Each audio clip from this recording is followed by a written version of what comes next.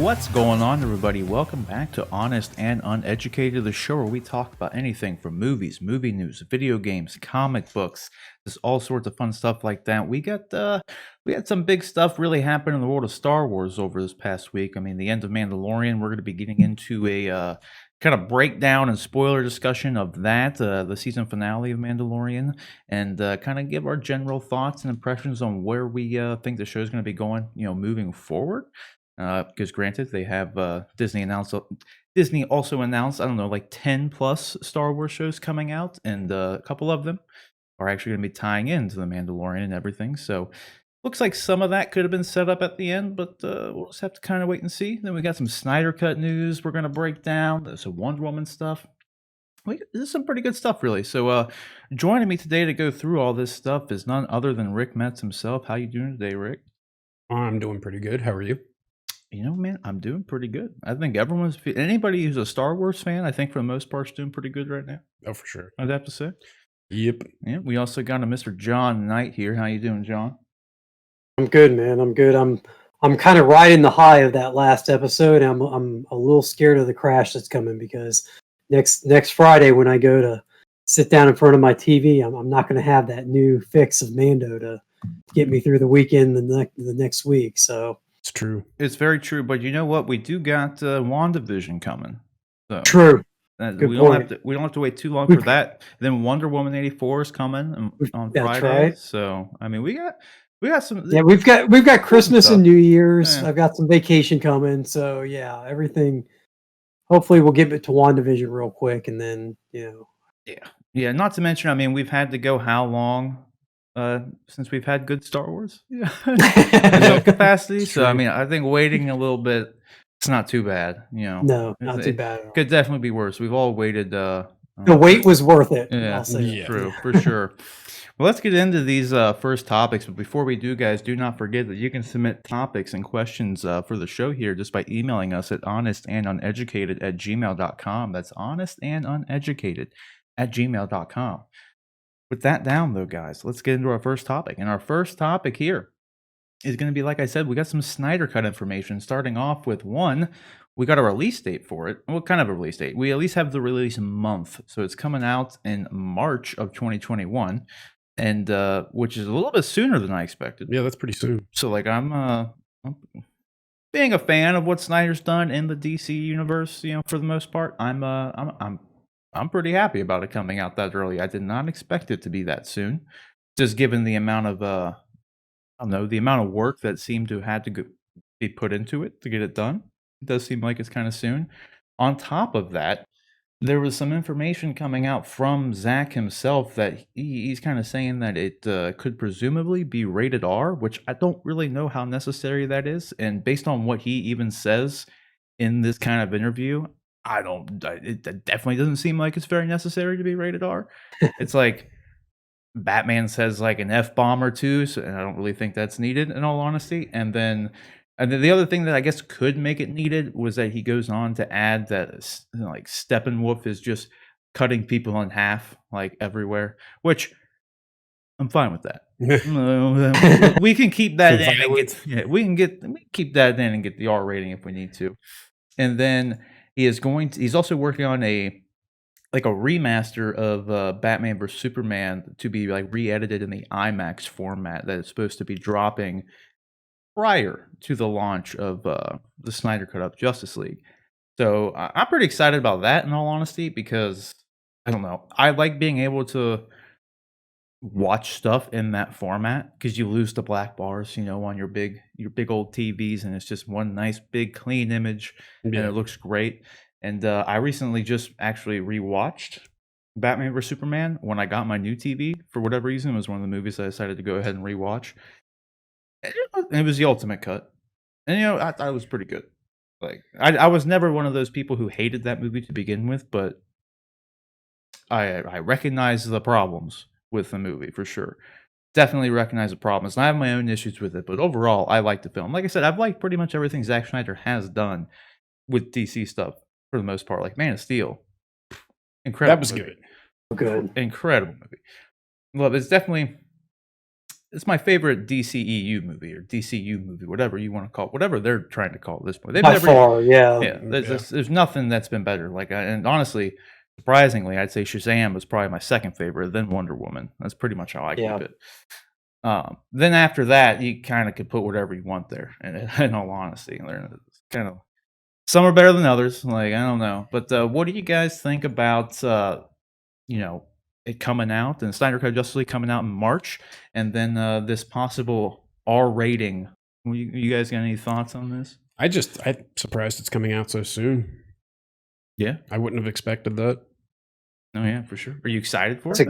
Yeah, I mean, I'm excited to see how much it differs from Justice League. Yeah, so the Justice League, as you call it. Justice League for sure. Yeah. I'm excited. Same reasons. I'm eager to see it. I'm glad it's March. There was a part of me when you started hearing about them bringing actors back for reshoots, and you started hearing about the amount of money that was needed to add in all the visual effects that they needed to do. There was a part of me that was worried this was going to be like a November, December type release for HBO Max, and I'm glad that it's not going to be quite that long. I wonder how much of this was already underway by the time they announced the deal. If Zack had already been working on it for a few months at that point, and so they were a little ahead in the game for it. I also think, I haven't pinned my hopes to making that date. I realize that things could come up to push that date, and until HBO Max or officially puts out a trailer with the date on it, I'm going to take it with a grain of salt. I mean, we just talked about how you mentioned he's doing a cut of BVS in the IMAX format. I mean, Zack Snyder is going to be a very busy man over the next 8 weeks if he's trying to hit a March date, 8 to 10 weeks if he's trying to hit a March date for that, plus get out a new cut of BVS. So that's kind of my feelings on the release date. As far as the R rating goes, that might be just Zack being Zack. Zack seems to want to be more edgy or hardcore stuff, which works wonders for him in certain circumstances. I think it also hinders him a little bit in some things. So I don't know that it's necessary. I mean, Batman dropping an F-bomb here or there, that's okay, sure. I mean, I could see him being angry and doing it once in a while. I mean, Lord knows the Dark Knight Returns, which is one of the seminal comic book stories of all time, he gets a little salty with his language. I feel like it'd be him about to get hit by something, and he's and it's more of a surprise, oh fuck.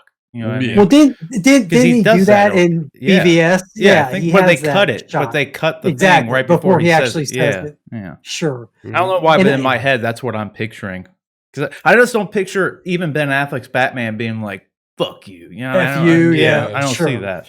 But who knows? Who knows? Well, I mean, the other thing is too that I guess HBO Max, since it's streaming, might not care as much about what rating it ends up getting. But if they're worried about parents staying away from letting their kids watch, or if they want it to be teen friendly and they're worried about that, from everything I've heard, you're allowed one F-bomb in a movie. So Zack may still, even with an F-bomb, and even with if Steppenwolf is cutting people, real humans, in half, that's one thing.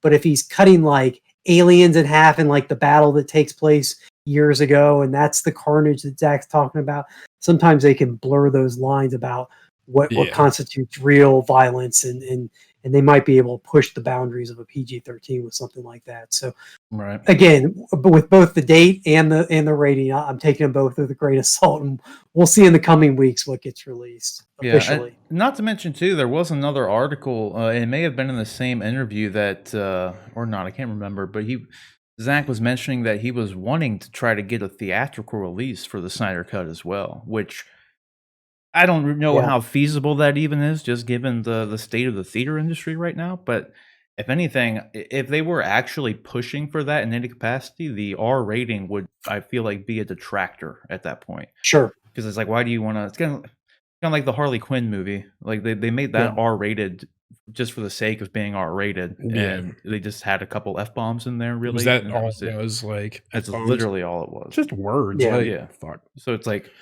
they could have just, because Harley was like breaking the fourth wall in that, they could have just bleeped those out to not be rated R. Like, Yeah. just had the dialogue be there, but literally just have the whole come up just to give it the And it- PG-13 so more people could go see it. Like, but I don't Yeah, know. it would have been kind of, you know, a little bit more humorous too, just because, you know, she's, like you said, she's breaking the fourth wall. Yeah. It wouldn't have been that distracting from the movie.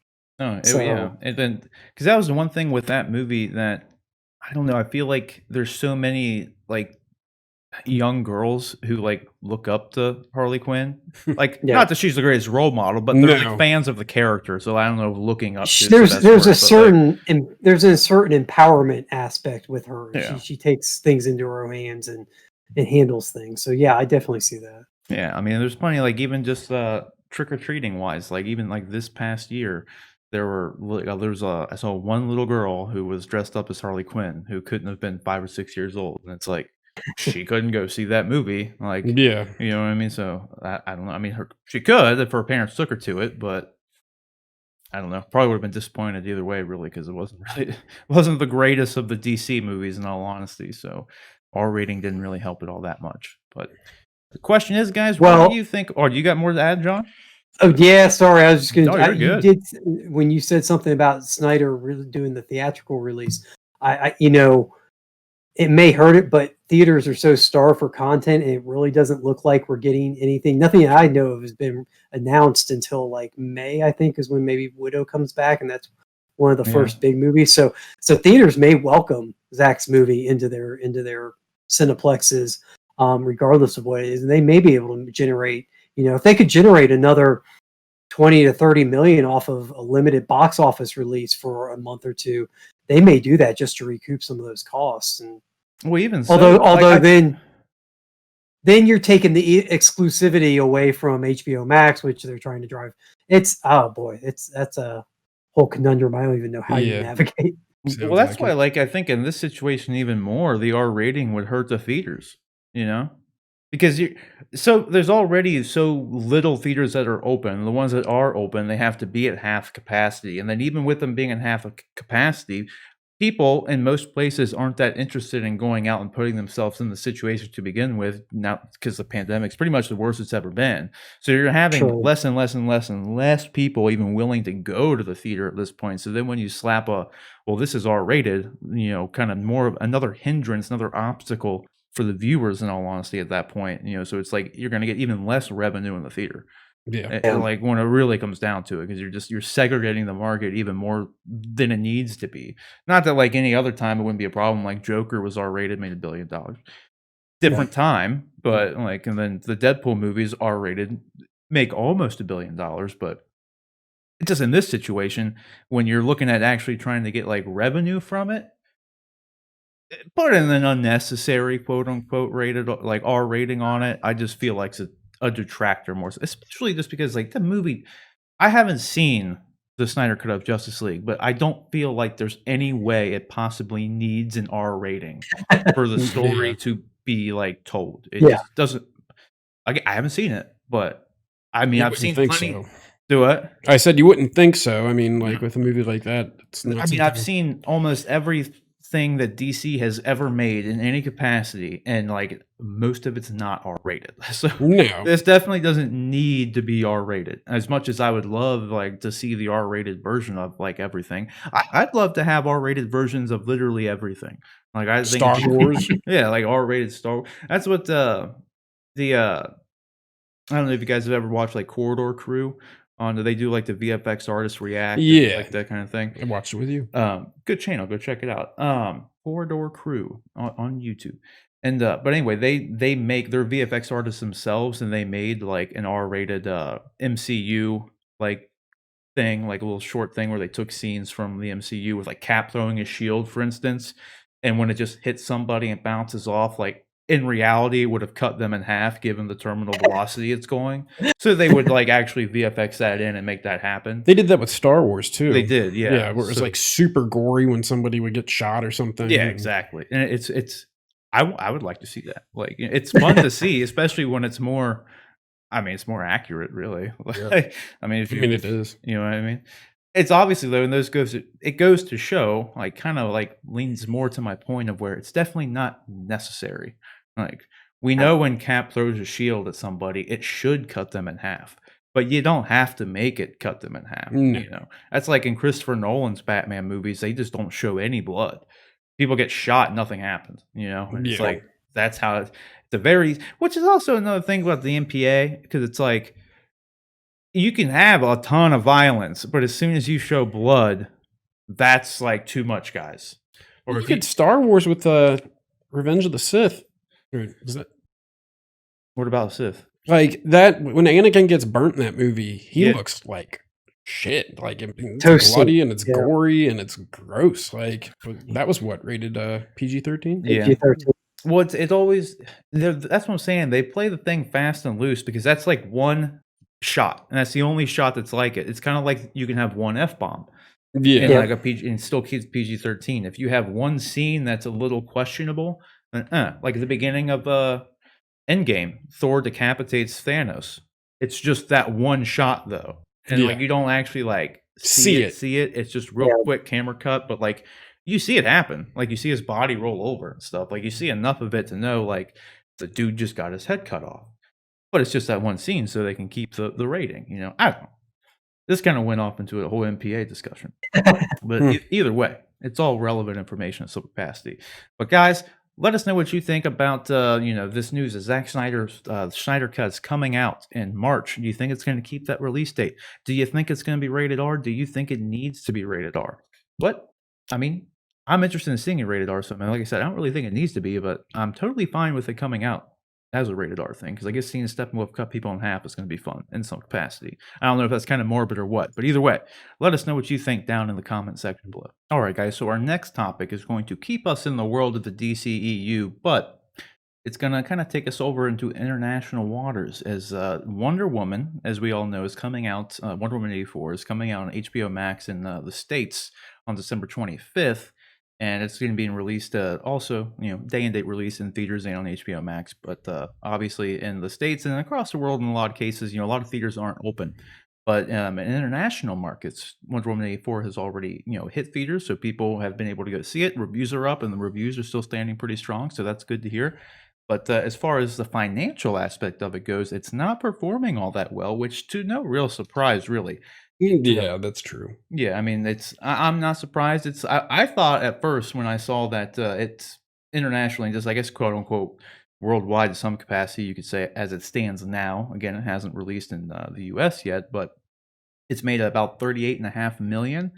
But this is what I found more interesting, and I thought that was good offhand. Like I was like, wow, considering at best probably 50% of the theaters are open and probably 50% of the kind of like I was just saying, if we got 50% of the people or theaters even open and then they're all at like half capacity as it is, you're just so limited in how many asses are in the seats kind of thing. Yeah. So like any amount of money is like pretty good, you would imagine, but they were apparently projecting like 60 million for this, which I mean a lot of movies in general are lucky to even make 60 million total. I mean, that's 60 million opening weekend for a superhero movie is pretty standard. But again, like given our current, given the current climate, that was a pretty big ask in my opinion. I mean, I don't know, but so they're coming in at like 38 mil, and then apparently they're saying China had to just recently go in and close a bunch of theaters as well. But I mean, this is still like. It was playing on 30,000 screens, so I mean, yeah, I guess that actually is like a lot of screens for it to be showing on. So yeah, I would definitely say that that is a pretty weak opening, and I don't know. And considering this is international, and like a lot of these places don't have access to HBO Max, so this is the only way that they can even see the movie. Because one would think, well, maybe a lot of these people are just waiting because they know it's going to come out on HBO Max, so they don't want to go in the theaters and see it. I mean, they don't want to go pay. And kind of like everybody's kind of predicting as far as, we move into this streaming world where, movies are being released straight to streaming, that it's going to have, a negative effect on the, the overall theater industry and the amount of money that these movies can make in theaters. But it doesn't seem like that really would have affected it in this situation because a lot of these markets internationally don't have access to HBO Max. So it kind of takes that off the table. So like, I mean, at this point, the only thing I could think of this being was just the pandemic still having the major effect on it more than anything. Yeah, I that's can't what I think would of think. anything else. So, but I don't know. I would still consider, in my opinion, that this is still pretty. I don't know. I don't know what more they could really expected from it. Like, it's still like a loss, but I don't know. I still think even despite this, like 60 million to get right now was a pretty big ask, even if that's what their projections are showing. So I don't know. Do you guys got anything about this? Like, I'm kind of surprised that both 38 million is looked at as a loss, and then the 60 million was even the prediction in some ways. Like they're both equally shocking to me. Yeah. I mean, I'm surprised it even made that being in theaters, just because I don't think a lot of people are going out to watch movies, but That's could be fair. wrong. Yeah. No, for sure. Yeah. I think for people like us that are kind of really like looking into the business and how it works and how what trends are happening and how they decide what decisions get made in the entertainment industry. You know, we find this stuff pretty interesting and it may be shocking or surprising to us, but ultimately the success of this movie is going to be determined by, and that's how many new subscriptions HBO Max gets off of it. Anything that Mhm. they make once that decision was made to release day and date with HBO Max, that was Warner Brothers going, we're putting our eggs in this basket, and this is where we hope to turn a profit with this movie, is by generating subscriptions and sustaining those subscriptions in the long run. And so, you know, I would think that any box office it makes it's just icing on the top, as long as the cake gets made okay, as long as the subscription numbers come in okay. Yeah. But you know, 40 million doesn't. I would think they would be happy with that. You know, look at the numbers that Tenet did, and that's the other thing too. Is like, I don't know who came up with that 60 million number, but there's no precedent for things like this. There even the movies that have come out since the pandemic hit have performed kind of inconsistently. I don't think there's good data, and there's definitely not enough of it to have any kind of certainty or any kind of faith in any kind of predictions anybody comes out with. So 60 million, I'm guessing somebody threw a dart at a dartboard and that was the number it landed on. If that Yeah. was their prediction. And you know, the rest of it, you know, 40 million, I'm sure WB or Warner Brothers looking at that and going, hey, okay, so now we're only down this much. We're only in the hole this much on this movie, Yeah. and going from there on it. So that maybe that paid out, you know, Patty Jenkins and That's what I was gonna say. Gal Gadot's bonuses for Yeah. going to HBO Max, and Yeah, I was know, at least so- gonna say that they at least covered that's 20 million that like cost them just to pay Gal and Patty. So they got an 18 mil profit right now at this point, right? So like I guess that's not really a profit considering the production cost of the whole thing to begin with. But Sure. if anything, they might be kicking themselves for expecting it to make $1 billion. You know, because I mean, I don't know. I don't think they were actually expecting it to make $1 billion if it were released right now. I Yeah. think they were their whole, I don't know, reasoning behind that was like, in a perfect world, we're gonna say it would make $1 billion. Sure. So, but yeah, because I mean, like you said, Tenet, I'm sure that was expected to make around 800 million because that's kind of what Christopher Nolan movies average, and it Yeah, barely made Yeah. 350, I think, worldwide. Damn. So, with on another note, yeah, I finally got to see that movie. So. Dunkirk pushed Yeah. 800 million, I Yeah, think, exactly. and Yeah. this was more. Tenet was at least marketed and more in the vein of Inception style thing. Inception. Thank you. I wanted to say Interstellar. I knew that was Kinda all like movies both. begin with I. Yeah. Yeah, but it was marketed more towards Inception, which I think had a bigger audience and would have driven a bigger audience, a bigger box office number. So Yeah, yeah, absolutely. I think that would have gone north of 800 easy. Oh, yeah, for sure. Yeah, surprisingly too, like I said, I just got a chance to see that movie, and I could maybe go into this in its own standalone video, but I have to say, it's probably, maybe I need to watch it again, but it's definitely, I don't know, I gotta say it's probably my least favorite Christopher Nolan movie.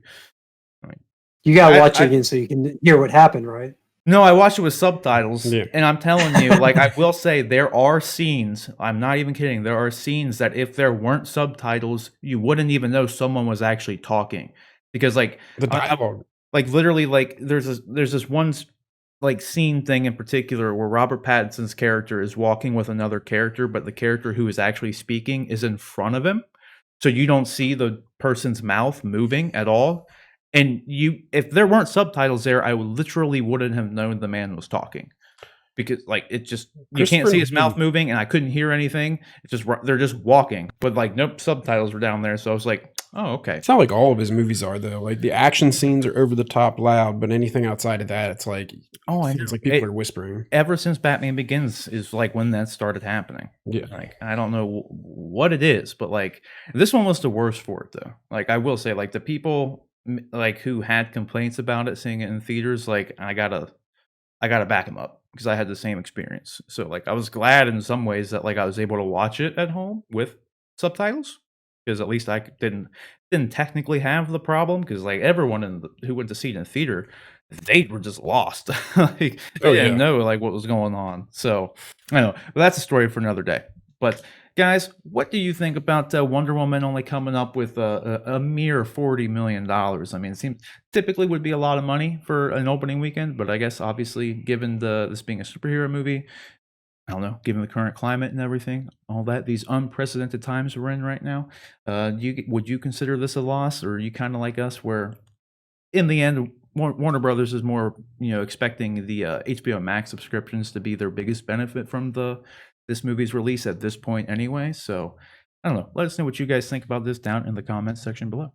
All right, guys. So our third topic here today is going to be the final topic that we're going to be shilling out for Warner and HBO Max, I guess you could say in some ways.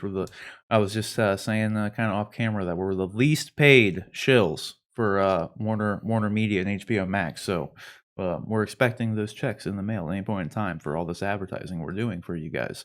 But anyway, HBO Max has finally, as we all kind of knew, when HBO Max first came out, they botched their whole launch in a lot of ways. I mean, I don't even know where you can really begin with it. I mean, the two most primary kind of botch jobs would be the fact that they didn't release on Amazon Fire Sticks, or the Amazon platform, and they didn't release on Roku, which are the two most used but just streaming platforms in general. Like, I think Roku had 45 million like users, like active users, just as of like last month or something, they reported, if I remember correctly. So HBO Max comes out and they're not even available on, the two biggest streaming platforms available. That's their first mistake. But then, I guess technically speaking, you could say the first mistake was their name. Because, I mean, I guess their name happened first. Because there was just so much confusion. Even me, someone who is invested in this, entertainment world, was confused about it at first. And but someone like me is just going to actually care and look into it. Like most people, they're just going to hear the name and just be like, I already have HBO. Like, I don't know what that means. But like, they literally had HBO proper, and then they have HBO Go, HBO Now, and then HBO Max. And it's like, I'm probably missing one. Like, I don't even remember. But that was their first mistake, in my opinion. They should have called it Warner something. To something that made people know that it was a Warner Brothers streaming platform that includes HBO and it includes DC, and it would have been much better for branding. Okay, like that's my 2 cents on it. But I know I'm trying to shill out for him here, so I probably shouldn't be talking so much shit. But that all being said, though, I actually like HBO Max. I think it's a great platform, and I mean, they got some great. As far as original content goes, they're popping off in ways that like Disney Plus is not popping off, despite them having double the subscribers. Like, literally, it's kind of crazy when you look at it. But hopefully that'll change for them. Now that they're actually available, like a couple weeks ago, they got their the HBO Max app available on the Amazon Fire devices. Now they're finally on the Roku devices, so at least now they're going to be available, to the masses, because prior they weren't. So hopefully that can help boost their numbers a bit. And then obviously they're making a big play to increase their numbers with their announcement to put all their 2021 releases straight on HBO Max. So like it's I'll tell you what, at the very least, it's good that they've gotten the Amazon and Roku stuff out of the way before all those releases in 2021. Like that's Sure. the biggest, Yeah. I guess, kudos I can give to them at this point, because everything else, like I said, like the name not being available on these things, that's what hurt them the most. Like in all honesty, like because Disney Plus, when it came out, it was everywhere. You could get it on your phone, you could get it on your Roku, you could do whatever you wanted with it. They made sure they were available in as many places as possible. And at this point, it was just like the availability in international markets that are the only issue is for Disney at this point. And even now, we saw in the investors call, they're doing what they can to fix that or remedy that situation by incorporating that Star platform. So like in places that Disney Plus isn't available, they're making like but Star is available. That like the Hulu and Disney Plus content is going to be made available on that Star platform, and then on top of that, the that Star platform is going to be integrated into Disney Plus to anywhere that Hulu isn't available because it's all under Disney. I know we're moving to Disney stuff, but it's all relevant. Okay, it's all relevant, guys. But what do you guys got anything to add about this HBO Max stuff? Because like I said, I want HBO Max to succeed. It's probably too late for them in the game to actually change their name to Warner Plus or whatever. Yeah. But I still think they probably should. But it's probably too late. But what do you guys think about this? It's weird that they do have so many different versions of HBO, but I mean, I think they should rename it, like you said. But other than that, it's cool. Roku's on a lot of different devices, so opens things up a little bit. Yeah, I hear you. I mean, it's what should have happened, like you said, from the jump. They should have been everywhere. They should have had these deals in place. The whole service was seemingly rushed out.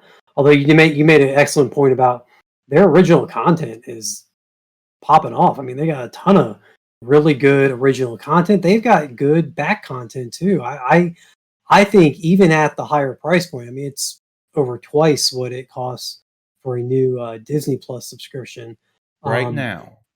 Right now, sure. They're and definitely you know Disney's we're gonna yeah. be at $10 a month for Disney, but sooner rather than later. Oh yeah, Oh yeah. And probably pushing 15 somewhere in the Mhm. next 5 years or so. absolutely. But I still think that Warner's has just as much, if not more, content available on their site, and it's it's all relative as to what you care about and what you like. And obviously, Disney has the Disney movies, and for families, Disney Plus is almost a no-brainer. If you have young children in the house, Disney movies are what are marketed on TV. It's what they see in front of their eyeballs every time they go in the stores. So it makes makes complete sense to have Disney Plus as a subscription. HBO doesn't have that kind of that niche market built in that they can just lean on or hang their hat on. Not by name anyway, really, right? Not by name. Yeah. I mean, they have Looney Tunes and stuff, but Looney Tunes as a brand is not. It's not not anymore. It's like it's almost obscure anymore. Sure. And they've got DC stuff, but DC they botched that whole thing because DC had its own streaming platform, and then trying to incorporate that into the Disney or the HBO Max stuff was not handled well, to say the least. And then like you've mentioned multiple times, they had licensed out so much of their content, and it was coming in piecemeal, and they weren't able to say, hey, we've got this one thing. The biggest thing they were able to say that they had was Friends. They were able to say it's no longer on Netflix, we've got Friends, and that was it. But just before the release, they went and spent I want to say it was like $250 million to get the license for South Park. Damn. So like coming out of the gate, that's like really the big two things that they were taking away from other platforms was Friends and South Park. That was pretty much it. Yeah. I mean, Friends was one of the top 5 to 10 streaming shows on Netflix every year. And I think they were counting on a lot of people following over to HBO Max because of that. but I don't know that it actually happened. So anyway, that's a long way of getting to. I mean, this is all. It's good news for them. It's good news for the consumers. But it's also kind of just it should have happened right away. I mean, it's silly that we're talking about this, 8 months after the platform premiered. Yeah, that's what at this point what you could almost say, or like I guess fear in a lot of ways for them, because it's not really going to affect me in any way. But it's like kind of like maybe too little, too late for them as far as increasing the subscriber count alone by being available on these devices. That's why, again, it's probably. I mean, it's absolutely a good thing that they made the platform available on, or the app available on both these platforms prior to their big 2021 movie push, because that's what they're banking on is going to get their subscriber count to be in a more competitive position for Disney Plus. Because I mean, that's where all this is really coming from. And in my mind's eye is that they got the Disney numbers like we all did, and they saw, they're literally being lapped at this point in subscribers. I mean, Disney hasn't caught up to Netflix numbers yet, but Netflix has been around for 10 years. Yeah, so for Disney Plus to be halfway to Netflix, or maybe a little bit less than halfway, but close to Netflix, and they were only being around for a year with just The Mandalorian, essentially. That's a big deal. And HBO is kind of one of more similar places Netflix has been, because it's been around forever. Like, which again lends itself to the naming confusion of it all, is I did not help it in any way. I just feel like the branding of it itself just hurt it so bad. Like, because like everyone was just confused about if people were going to subscribe to HBO, they had a streaming HBO service. People would have already been subscribed to it. So I'm not sure why they thought changing the last word from being Now to Max would all of a sudden get people to go, oh yeah, I want that. Most of the general consumer out there that doesn't spend their time reading up about this stuff or researching it would probably heard them announce HBO Max and went, doesn't that already exist? Isn't that what's already out? Like, I don't care about subscribing to HBO. I like some of their stuff occasionally, but I don't subscribe to it now. I'm not sure why adding the word Max is going to get me to change my. Yeah. That's why I like it literally, because like HBO Max, like their big branding push for it was like you had the HBO Max logo, but then they would put down like their exclusive like big brands like a DC logo, and they kind of like when you log on to Disney Plus, you see Star Wars, Pixar. that. And then so HBO Max did the same thing, but I feel like it would have been a lot more powerful if they had like Warner Plus or whatever, and then had HBO underneath it with DC, Looney Tunes, Crunchyroll when they had. Who cares about Looney Tunes though? I mean, immediately that's their big kid thing. That's what they have to offer. You know what I mean? So they have to brand it. Yeah. Doing something like that immediately in the consumer's mind, they would know, oh, I've never heard of this. This must be something new, or even like you said, if they had done, Warner Brothers Plus, then they would have gone, oh wait, there's Disney Plus. That's Disney's. This must be like Disney's streaming service. There would have been that instant recognition, or Warner Flicks or something. Try and tie into somebody else's name. Just straight up steal part of somebody else's name. That's what everybody's doing. Yeah. That's why Disney Plus went with it, because Apple Plus was there, so they went Disney Plus, and then now like CBS All Access is rebranding themselves to Paramount Plus. Like literally, like that's coming around the corner soon, because like they're not idiots. They know nobody knows. It's hard to differentiate or to understand to the modern, just general consumer out there who's not really following this stuff, like what CBS All Access is. So like when you say Paramount Plus, it instantly in the consumer's mind, like they understand what it is without having to do too much research into it. They say, okay, it's probably something to do with Paramount Pictures and streaming, just by the name itself. With HBO Max, it's like, don't I already have that? Like, what's the difference? And it's still like, like I said, even when they first announced HBO Max, like even I was confused and had to go look up what the hell the difference was. But no one else is going to do that. No one else is going to actually talk about it in this format. Like they're just going to look and see if it's something they want, like it's just stupid. It's stupid. So it might be too little too late. I don't know. We'll just have to wait and see. But in the end, it is good that they're finally made its way on these platforms. But what do you guys think about this? Do you think it's too little too late?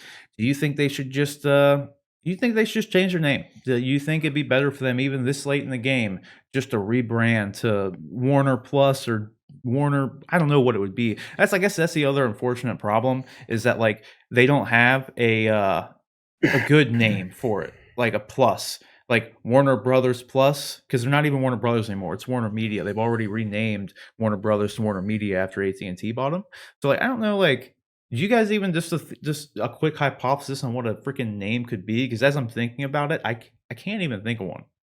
That's like I think I think that's probably why maybe they tried to and then thought let's just work off HBO because nothing sounded good with it.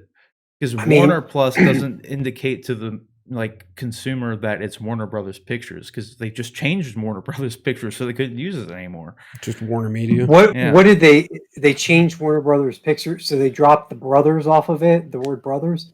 Yeah, it's I mean, Warner Media now. Did they keep the logo the same? Because I mean, that's instantly. The I would think WB. I think WB Plus would work. I mean, that logo That's what I would plays in think. front of so many movies, and in front of all the Dark Knight movies. The opening shot is that WB logo folding in, and there's every Warner Brothers movie has that logo attached to the front of it. So I would think, at least from a consumer standpoint, if you put that in an ad, they're going to instantly go, "Oh wait, yeah, they're the ones who did that movie I loved," and Yeah. So I mean, WB Plus would be my suggestion or vote. I guess got yeah, one. that's really their only option. I guess that's what I would go with. That's what you'd have to go with, really. I don't know. We'll just have to see. We can't. Like I said, we're not even paid by you guys. So I don't know why we're giving you all this advice, but I mean, I can see why you don't have a whole lot to work with because you keep making all these shifts. You know what I mean? Because hell, at this point, you could have just called it AT&T Plus, and who knows, right? Who knows? But anyways, guys, let us know what you think down in the comment section below. All right, guys. So our penultimate topic here is going to shift us into the MCU Sonyverse world. All right, the spunk, isn't that what they were calling it? The spunk, Sony Pictures or Universe of Spider. I don't know what it was. They had some weird name for what Sony had some weird name for what they were calling their Spider-Man universe. I think it was spunk, like I don't know. I don't even remember what it is. It was so bad. But either way, it looks like there are reports coming out with very little information, unfortunately. But that I'm sorry. Submit topics and questions, guys. Just do it. Submit topics and questions. The buttons are right next to each other. They are so Marvel Studios and Sony Pictures have reportedly extended the deal. That there was all the hubbub where I don't know. I think it was like earlier this year. The deal had reached an end. The MCU deal with Spider-Man and Sony, where they essentially like if you remember at D23, like. That's kind of when it happened, which is unfortunate. At D23, the news came out that they didn't go through with the deal anymore, and like Spider-Man was essentially gone from the MCU, and it kind of put Tom Holland in an awkward position because he was there at the time, and like he went on stage and had to like do his thing, but he was like, "Oh, I love you guys," in a very this might be the last time I'm here as Spider-Man kind of way, but. It obviously got resolved, and they extended the deal out to finish these, the Spider-Man 3 movie coming out, and I think one other appearance. So they have Spider-Man 3, and then he has one other appearance in the can for, I think it's going to be Doctor Strange, because it was going to be as a secondary character in the other films. So, but it looks like this is supposedly saying that the deal has been extended even further beyond that, because that's all we were at before from the previous deal. So there's no new information as to what this means as far as like how many more films he's going to be in, if they actually have like a solid plan as to like, okay, like we need him to appear in X amount of movies on Marvel's end. How many do they have planned? Right now, just 2 appearances. That's all we know. That's Spider-Man 3 and then what we expect to be Doctor Strange. Yeah. So we don't really know for certain, but it's just essentially 2 pictures. So if it ends up being Doctor Strange or like an Avengers movie, that would be the second one because we know Spider-Man 3 is one of them. So I don't really know as far as like speculation as to like how much further this could go. I don't think we'll know more until we have more information on Spider-Man 3 because I think that's going to really like set up this whole multiverse thing that there seemed to be going on. And The only thing could really say is I hope this goes further, and I gotta say this had some impact, if not like the biggest impact on why the deal almost fell through before. And we never got a whole lot of information out of it other than Marvel. It looked like Disney and Marvel were the actual cause of the deal not falling through. Everyone was so quick to blame Sony when the deal fell through prior. And from all the information that was released to the trades, or at least from the trades, it all indicated that Marvel wanted more power and wanted more profits. They wanted to have a 50-50 split on the production cost, but that would essentially give them 50% of the rights back in a lot of ways. So obviously Sony would not want to do that because they don't want to lose their big money maker. Like that's so in the end, it's like no surprise, and I know people, especially all the MCU fans, myself included, would love Marvel just to have their properties, but like in this situation, Spider-Man does not belong to Marvel. Like it's not a thing as far as the It's movies so go. weird, but Like Sony owns all aspects of the character Spider-Man. Like it just is what it is. Like, and that's like when it comes to film. yeah, film and the video games and everything. It's like it extends beyond that. It's like the only thing they don't own is like comic book stuff. Because like Sony is like, or Spider-Man is literally a Sony property. They bought like exclusive I forget what it's like media rights or something. Like I can't remember what the name of it is, but it includes like video games and everything. It like goes beyond just movies in a lot of ways. Okay. Like, 'cause I think it might extend to like merchandising and things like that. Like I don't really know, but either way, what I would hope this some of the not would hope, but what I would think Sony would probably be pushing for if I had to speculate on this any further, because when it comes to the deal itself, like I obviously don't see any reason as why both of them wouldn't want the deal to continue as long as they're making money. If Marvel's making money and Sony's making money, why would why would you end a good thing? You know what I mean? Like Yeah. as long as everybody's happy in some capacity. Actually, it doesn't really matter if everybody's happy. If you're making money, that's the whole point. Like it's a business. Like if you're both making money, then just I'm sure they're going to be happy with it in some capacity. I could see Sony. What I would like to see is them being allowed to have Tom Holland go into the Venom movie or the Morbius movie, which looks like that may have been a part of that previous deal. Like, because given the Morbius trailer where we saw Michael Keaton's Vulture and then the Spider-Man mural on the wall and just in the Morbius trailer alone. So, like, I think that was probably something that Sony was really pushing for, was like, we know Spider-Man's like doing your thing in the MCU, but like we kind of want to have like creative control and be able to use him in both worlds. And that's where Kevin Feige went on to say at one point, uh, I think they had it quoted here, but he said that he's able to jump between universes, so it seems like that's what Sony was pushing for in the previous deal, and it looks like they got that, where Marvel was pushing for 50-50 co-financing, which Sony wasn't happy with, and I can't blame them. So, but as far as speculatory goes, like, I don't really know how much further this could go, and it would really just seem to me that it obviously has something to do with this multiverse thing, and they must have more plans for it going forward in some capacity. So, what do you guys think? Because, like I said, unfortunately, we don't know a whole lot about it. Just that the deal has been extended, but to what extent we don't know. But what do you guys think it could possibly mean as far as Marvel goes? Because it looks like Sony already got what they wanted. At least Yeah. it looks like, but we don't know. I mean, it blows my mind that Marvel doesn't own the rights to Spider-Man like that. But it's how it's always been, though. I think from the original Spider-Man movies.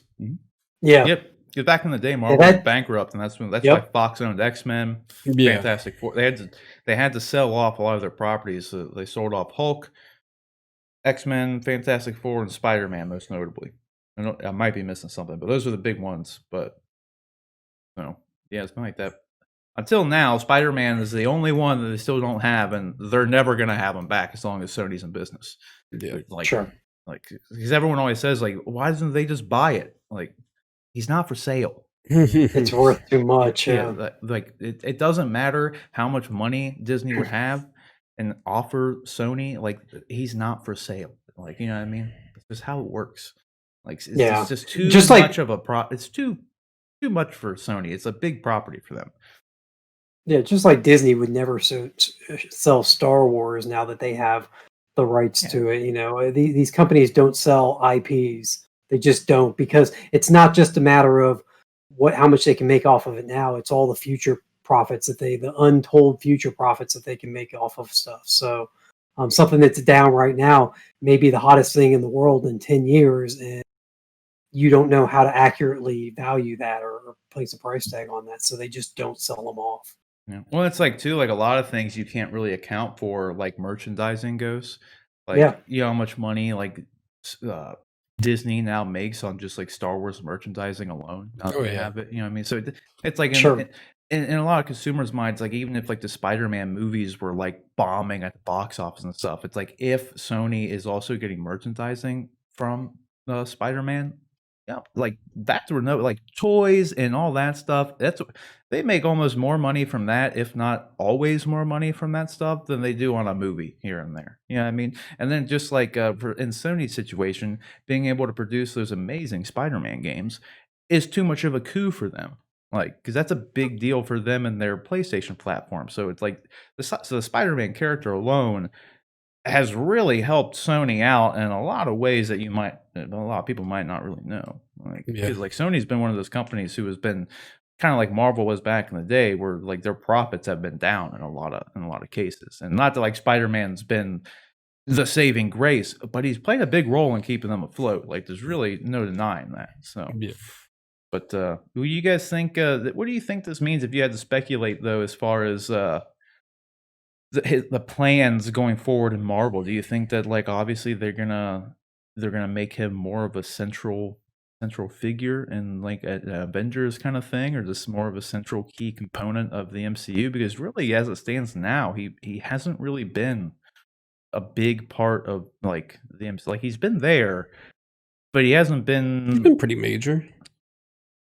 He's Yeah. Spider-Man. not in a lot of. He's been like a bigger side character. Yeah. You know what I mean? Like, I think the impression of him being bigger though is there though, because of how closely they tie him to Tony Stark, yeah. and how Tony passes his legacy, for lack of a better way to put it, in a way down to Spidey in Homecoming. And he just gives it away. In Far From Home, exactly. Yeah. He's like a stupid kid. So while Spidey may not be front and center in the Avengers movies necessarily, the overall in the larger story arc, it certainly seemed in Far From Home that Spidey was taking over that Iron Man type role, and his legacy was being passed to Spidey, which elevates him up to that upper echelon there. The one thing that about on this particular news is I hope this is correct. I hope that they've reached an agreement and this continues for a time to come. This news doesn't come from a verified source, so it's questionable as to whether or not this is true or just somebody's gossip that they heard. Spaghetti on the wall. Yeah. The other part of it that I'm wondering is, so when you start talking about the multiverse of madness and Spidey's involvement in that, I think one of the things that Sony is probably concerned with, and Marvel too, to an extent, is if Sony decides that they want Tom Holland to appear in the next Venom movie, and if they want him to appear in, how do moviegoers account for the fact that the same Spider-Man who has Thor on his speed dial, there's no reference to him in a Venom movie that he shows up in? Like, how do you account for that lack of, or that disconnect between characters? And part of me wonders if with the introduction of the multiverse, if they won't use that to take the opportunity to say that there are two different versions of Tom Holland's Spider-Man. There's the one that appears in the Venom verse, and then there's also the one that appears in the MCU, and Tom Holland starts doing the same role, but technically they're different because they're in different universes. Right. I wonder if they try and pull something like that off so that they can have him appear in these things, but also with the kind of understanding that it's technically not the same guy. I could see that. I could also It'd like be complicated. that's what I was going to. We say this a lot, but like a lot of times when you try to like explain like a confusing time travel situation like that, it becomes more confusing and a lot of times, you know what I mean? Like as you continually think about it, you just keep opening up these other like wormholes, if you will, and you're just like, but if that's this, then how is that this? Like, and I could see that being a thing, and especially too, not to mention, Sony was, and a lot of people aren't talking about this, and this could play into it in a lot of ways too. But Sony had been developing a Madam Web movie, so that's possible they couldn't. They could be using that as well to like kind of further branch out this Spider Verse thing in live action. You know? And the other thing we haven't, just wildly speculated on is what if this deal is not just to bring Spidey into the MCU, but provide access? Maybe they came to some very mutual agreed upon licensing deal where Venom now maybe gets to make an appearance in the MCU. What if they, for lack of a better way to put it, licensed all the Spider-Man characters back to them? They retained all the rights and everything, but they licensed all of them back to him. Maybe that's what I expected them to do. Like, in all honesty, like I wouldn't expect them to do this 50-50 thing that would infringe on, Sony's profits and then overall like rights to the character in general. But just do the same thing that they've been doing with Spider-Man with Marvel. Just like essentially let Kevin Feige have access to the Spider-Man characters and let him kind of be in charge in the movie development of the Spider-Man character. Just so that like, because again, if it's working, why would you not continue to go with it? You know what I mean? Yeah. Like at this point, like people like us, we're not gonna doubt Kevin Feige. Like, so I don't know why anybody in a position of power at Sony would also like doubt him. Like if Kevin Feige came to me and was like, I got this great idea, but I need access to, Venom to do it. Why would you say no to that? Like Yeah. he has a pretty good track record of making good comic book movies. So like I would let him do whatever he wants to do. Like as long as he doesn't give up your rights to anything, then yeah, just let it work, because it would only make like sense because that's where it gets confusing. It's like we got Venom here, but where's Spider-Man? And it's like now Spider-Man shows up. It's like, but we were already confused because Spider-Man wasn't there, but now he is there. But now this is a different Spider-Man, and like, why is Tobey Maguire back? Like, it almost just starts to get more and more confusing if you don't just like acknowledge the fact that they're all part of the same universe in some capacity. So like, I don't know, and who doesn't want to see Spider-Man and Venom on screen together? I mean, right. Like, sweet. I know we already did, but no one's talking about Spider-Man 3. Not that Spider-Man 3. Yeah. It didn't happen. You know what I mean? You know what the worst part about that movie was though? Hobgoblin, dude. Like James Franco's Goblin character. He had a freaking flying snowboard. It was stupid. Like everyone wants to give like Topher Grace Venom shit. Like, dude, come on. Like James Franco came riding in on a freaking snowboard. That's way worse. Like it was like, I think everybody forgets about that because they're so focused. I will say this though, at least the character design for Venom was good. It was okay. I thought it was okay. Do you think character design for Venom was?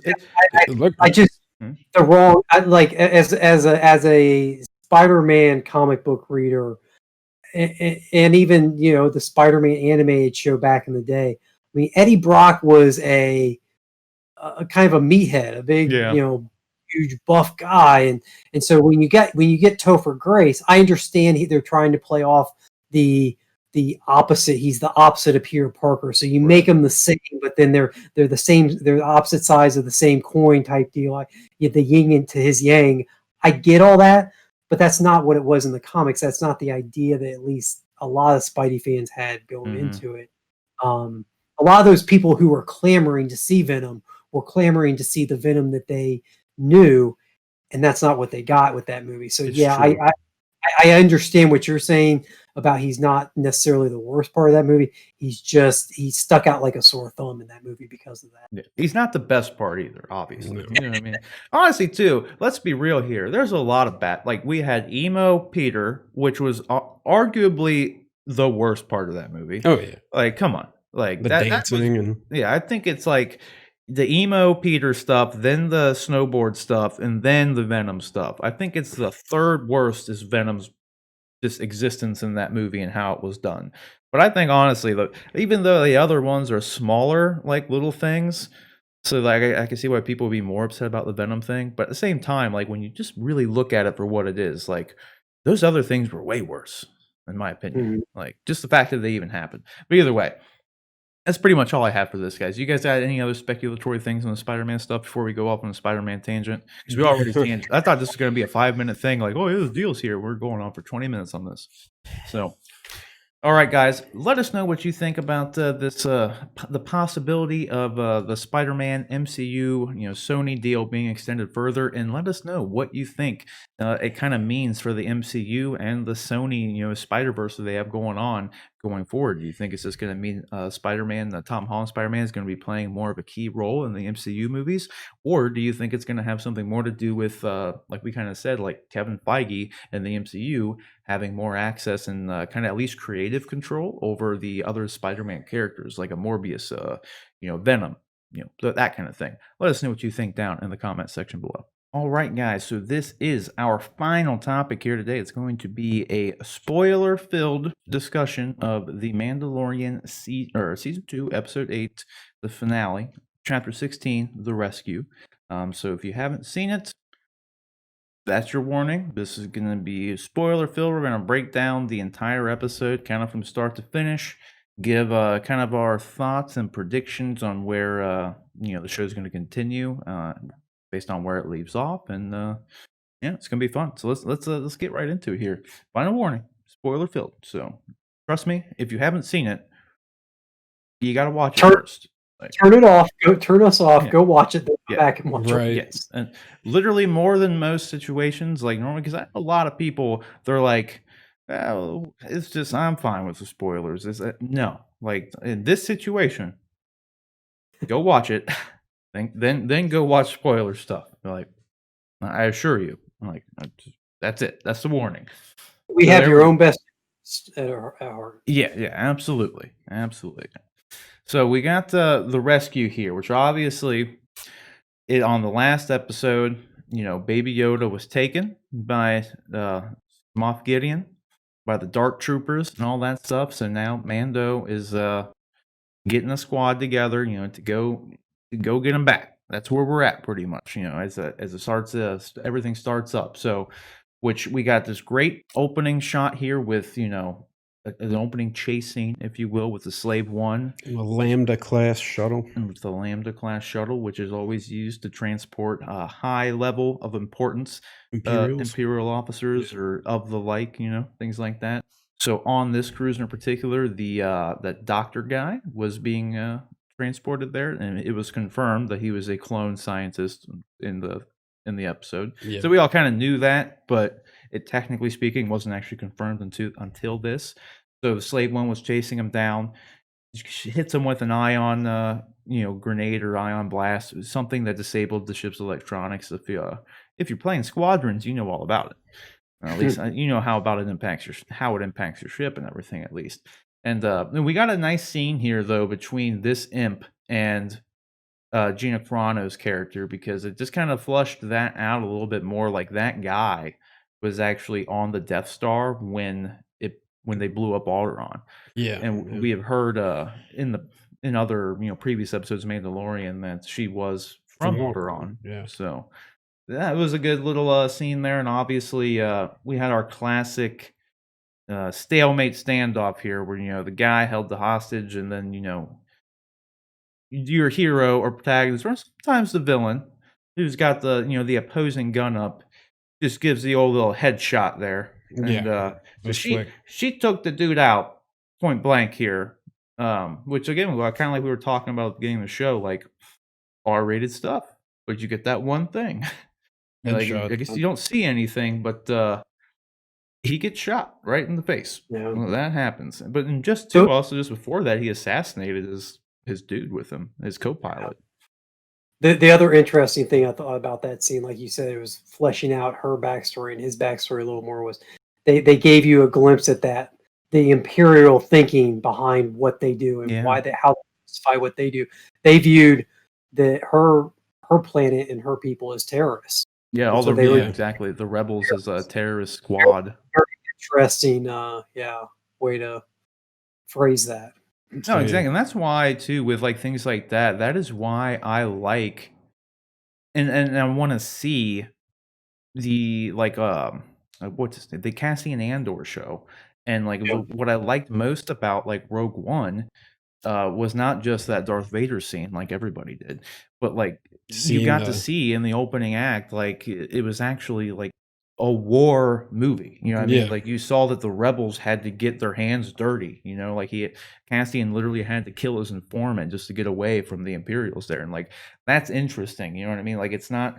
It's I don't know. Like a lot of times you just get these like run of the mill things, but like when you actually explore like these character motivations like that, gives it more depth. yeah, that's why like you can have all the flashy stuff you want, but when you don't have good characters that you care about, then everything's just visual noise, like the Transformers movies or the sequels. Like it's like yeah, they may look great, no one cares. You know what I mean? You didn't earn anything. So and even Mando here is he gave a stare as she as she walks away, just like damn, this bitch ain't fucking right. Like Jesus, like so that was good. And then the most I was telling Rick this too. Then Boba and Mando go and find Bo-Katan. Conveniently knows exactly what bar they're in, mind Yeah, you. yeah, But then also even more conveniently, if you remember on Bo-Katan's like intro episode, they had a squad of 3, and that guy who was part of their squad, his name was like Wolf something, and you learn well, you don't learn, but you see why he wasn't a part of the crew here later when it comes down to when they start to board Moff Gideon's ship and everything, because they needed to get their classic A-Force girl squad team up there. yeah, Like that's the only reason this dude was MIA, because it wasn't even explained like why he was like no one said like where's dude, like he was just not there just so they could have like a girl squad thing, which I'm totally fine with. It all worked out fine, but it's just like I don't know. The dude could like, where'd he go? Like, yeah. What's he doing? he's just like, you don't even mention. He's like, why even? I don't know. Why even have him in the other one if he's just like literally gonna disappear? I don't know. It was just weird. It was all just for setup for them to have their little A-Force team up. Plot it out a worked. little bit better, Yeah. realize that people are going to. I mean, we're only 6 weeks away from that episode. People are going to remember that there were 3 of them and wonder Yeah. where the third of the crew Yeah. went. Yeah. Right. I don't know. It's just a little, it is what it is. But then we got more in this scene too of I don't know, like Boba Fett not being Mandalorian, but even though we just confirmed that, Mando was kind of cool with him because his dad was Mandalorian, so like he's Yeah. considered a foundling, but then Bo-Katan is like, you're not a Mandalorian. I've heard that voice before. You're a clone, and it's like, Yeah. yeah, but it's I don't know. Go Called back. Django as donor. Yeah, it's like Bo-Katan, why don't you go back and watch the previous episode or whatever? Like, I had a whole arc where this was explained. Like, Yeah. like my dad was a Mando, man. Like, that's what, honestly, too.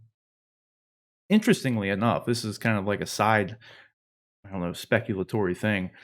Given the fact that Django has been now confirmed to be Mandalorian, wouldn't you think that, like, Bo-Katan, for instance, where she's seen all the other clones before. She worked with the clones before and after Order 66, so she knows, and she even recognized Boba Fett's voice as being the same as Rex and all them. Yeah. So would like someone out there have known that like it doesn't click with them that a Mandalorian was like the source, like the donor for all the clones? You know what I mean? Yeah. Like, because Django is a clone. Like Boba Fett was able to pull, or not. Django was the donor, and he was Mandalorian. He was able to pull up his little Coding thing. code, yeah, his little codex of Mandalorian registered people, whatever you want to call it. And like, wouldn't you think someone out there would have known? Like, the clones went to Mandalore with Obi-Wan and Anakin in the Clone Wars. Like, they were all there. Like, none of them at any point in time realized this. Yeah, It was never once mentioned. I find that kind of odd. You know what I mean? It's the kind of thing where it happens where you have to they're retroactively adding canon, I think is probably just like the problem, I guess. I don't know. Who knows? Just a weird thing. Like you'd expect someone to know that like it kind of adds more depth to the clones at that point when it's like, oh shit. All this clone army is not just some random clone army. It's a huge army of Mandalorians. Like it's Yeah, kind of more of a exactly. big deal, you know? Like anyway. That happens.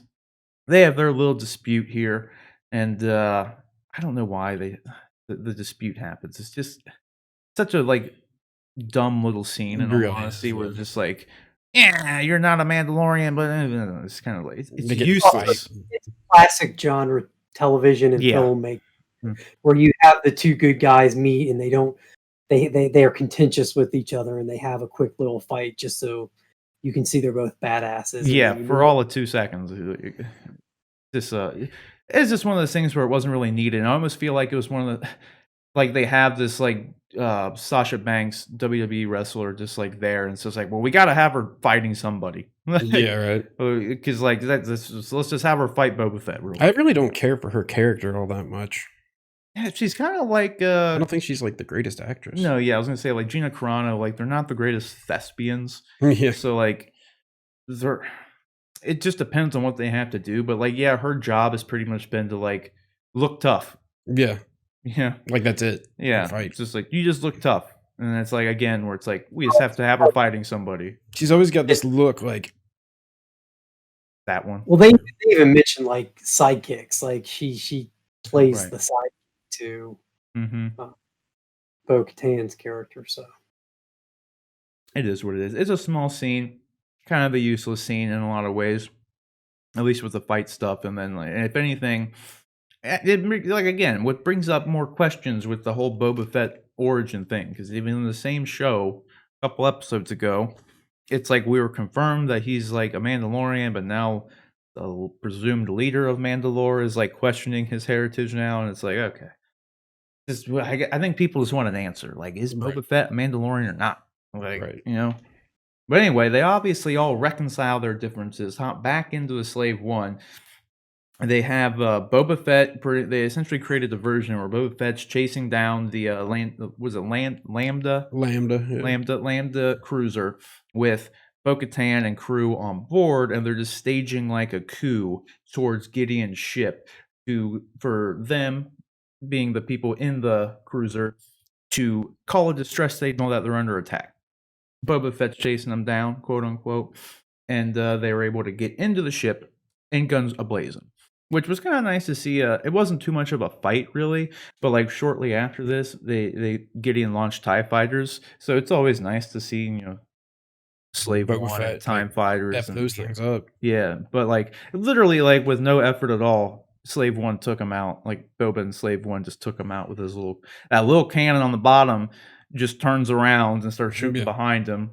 Like, which again, like the Millennium Falcon's gunner cannons had to have people inside of them. Like Boba Fett's just one guy in a cockpit, and he's dropping ion bombs on people. He's got this 360, turret that can do whatever he wants. Like the Slave One's pretty pimped out little shit. It is. Like, It's fast too. yeah, for sure.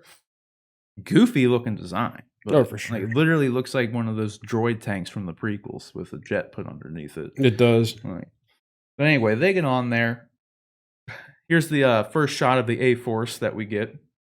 So this is why our dude couldn't be with us here, Bo-Katan's male member, because they're going to go cause a distraction so that our boy Din Djarin can go deactivate the Dark Troopers because they know that they're a problem and they don't want to have to fight them. So the clone guy had told them they have to charge up, which Rick, this actually was something we were talking about before with droids. We're like, how never are they mentioned always powered charging. on? Yeah, they never mentioned charging them. Like in the Star Wars universe in general, they never mentioned charging them or anything like that. We saw in the prequels that they had the battle droids, the little ones, all just on like little ship things, and they just kind of drop them and go. So I guess we Yeah. presumed that they're charging at that point in time, but they never mentioned that for like C-3PO, R2-D2, whomever, like what their power source is. At least nothing vocally. Yeah. The only thing I can really think of is that it's kind of like why we never see anybody use the bathroom in a movie because it's just like not very interesting television, not very interesting. Like we get it, they need to be powered on. The only time that like the power becomes a problem is just like when Spider-Man's web blasters lose the webbing, they run out just to create, plot, just to be used as a plot device, right? Yeah. Kind of like this situation. They need to be charged up so we have time to, make them not reach full charge and win the fight. Like, I don't know. Best I can think of, just Yeah. used for plot reasons. But what I do have to say is where we had, at least I had, I know you did too, Rick, where you didn't really care for the Dark Troopers, and when we first saw them, and like if you remember, they have like jetpacks and like jet boots where they can fly Yeah. real quick. But as soon as they got on land, they're moving like they're in a swamp. Yeah. Just like they can slow barely motion. move. Yeah. But in this though, I gotta say they definitely felt more. I felt more of a Terminator vibe from them. Sure. Like they seemed a lot more fearsome, and like I feel like they were used a lot better. Yeah, I would say so.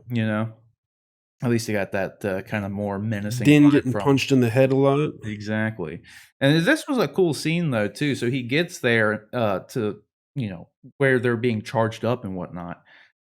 Doesn't get there quite in time.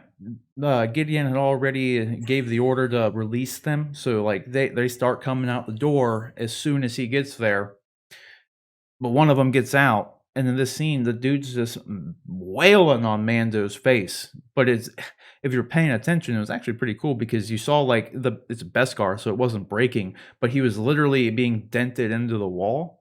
So you just gotta imagine, like, How hard he's getting punched. yeah, Yeah. like it was About how cool. strong Beskar is. That That steel or too. whatever the wall is made out of gives way well before the Beskar even shows signs of being damaged. So Right. And Beskar's tough shit. Yeah. I understand why they wear that armor. Right? Mm-hmm. It not only can it stand up to the the laser blast, it can also take a beating. Yeah, I mean, what we even saw when he was fighting Ahsoka, and then later in this, like it can take a lightsaber, like Or so Darth it's Vader. strong stuff. But and also too, it's one of those things to where it almost in a lot of ways in him wearing a mask, because we talk about it before, at least I do all the time, where like the show does such a good job about showing emotion through like Din Djarin's face without seeing him. He's underneath the helmet the whole time, but they always do such a good job about like showcasing his emotions through like body movement, camera angles, and just what have you. And in situations like this where like you can't see his face, it's almost like I don't know, like, kind of more terrifying for the viewer because, like, you're just imagining it all. Yeah. Seems like a lot of the best horror out there is like the first Alien movie, they don't just show you the alien just doing stuff. It's the viewer's imagination is what's gonna, like, scare them. When Yeah. it's all left up to mystery and, you filling in the blanks, a lot of the times, it's a lot more effective, less is more. So, like, you can't see his face, but, like, you see him being crushed into the wall. So you're just in your head imagining like how it feels, because you don't like see it. You know what I mean? I Yeah. don't know. It's just something I picked up on anyway. But then he tries the flamethrower on him, and I just thought this was a good shot. Like That is a good shot. it just went all through him, and now it's like, well, now you made him worse. Now you've just gave him a fire enchant, dude. Like, Yeah. you know what I mean? Like this is just worse. But then prior to this, he finally whips out his Beskar staff because obviously we knew that was going to come into play at some point. Yeah. We knew it was going to come into play, and that's how he defeats them. And then he shoots the rest of them out the airlock where they were locked in before. And then he makes his way over to our boy Grogu, being holding held into the holding cell, being held by Gideon with the dark saber out and everything. So like, it is what it is here. And obviously our boy Gideon is not to be trusted. Like, No. I wouldn't trust him. But at one point here during this conversation, he's like, I see the connection that you guys have. You can take him. Because Acting all nice about it. yeah, like Jin's like, I don't care about the Darksaber, dude. I just want the kid. Like, you know what I mean? And he detracts the Darksaber and he's like, yeah, you can have it. I knew that was coming. Yeah. But then obviously, that wasn't gonna. He wanted from him. Or he no longer had use for him. Yeah, it was classic bad guy move though. Because as soon as he gets behind him, he whoops out that Darksaber and just starts whacking on him. But again, thankfully, he was able to get all that Beskar armor to get his suit upgraded, like Right. all front and back. Because that thing, That dude be cutting half. He'd be Darth Maul right now. Yeah, really. 100% Darth Maul right now.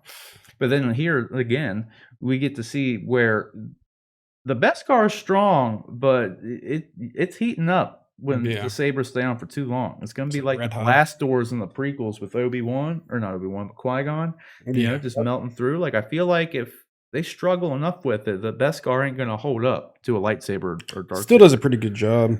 It definitely does, like 100%. Which got to make you wonder, like, how I thought about this before. If it was able, as soon as the Ahsoka episode came up and we saw that he was able to, withstand the impact of a lightsaber on the Beskar armor, how hot must that forge have been? Like, to actually you be able to forge the Beskar, dude. Like, it's got to be, Right. like, my God, man, one hot little forge. Jesus Christ. Nope. So he ends up inevitably winning this fight. And takes him in here. Obviously, he's going to win the fight. Because now our boy Din Djarin has got the Darksaber. And remember, this kind of calls back, I said a while ago, we might be looking at our future ruler of Mandalore in Din Djarin himself. Like, what if he ends up with the Darkblade and all this stuff? Because, with you learn in this episode, if you were unfamiliar with, Clone Wars and Rebels and things like that, in order for you to be, they put it in ways for you to be like kind of taken serious and actually have a stake to the throne, you have to win the Darksaber in combat. Okay, so you can't just like take it. But I do actually have a fun fact tidbit of confusion to add to this here in a minute. But you have to win it, but in combat, and then you have a claim to it. You can't just take it.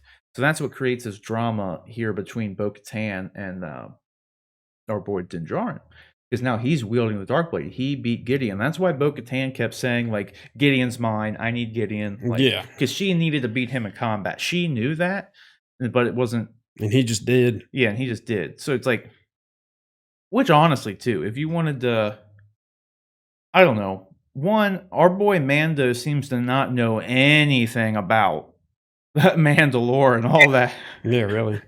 Yeah, like, so that's kind of odd. But you'd think if like Bo-Katan wanted to like be sure that she fought Gideon, that she would have straight up told him, like, I need to beat him in combat so I can reclaim the blade, okay? So when you find him, don't take the blade from him. Like, yeah, really. That's it. It's a simple conversation. Just don't do it. Because obviously, like I said, it creates conflict, which is inevitably where I think the next season is going to be going. It's kind of like what I've said from the start. I think really the show's got so much more to do than just a dance with the Imperials trying to get Grogu and like Mando keeping Grogu and all this. Like, I think it's going to so much more they can go into. Yeah, there's more Mandalorian stuff retaking Mandalore, et cetera, et cetera. And we'll find out obviously more when the show continues. But that's where we are at with this.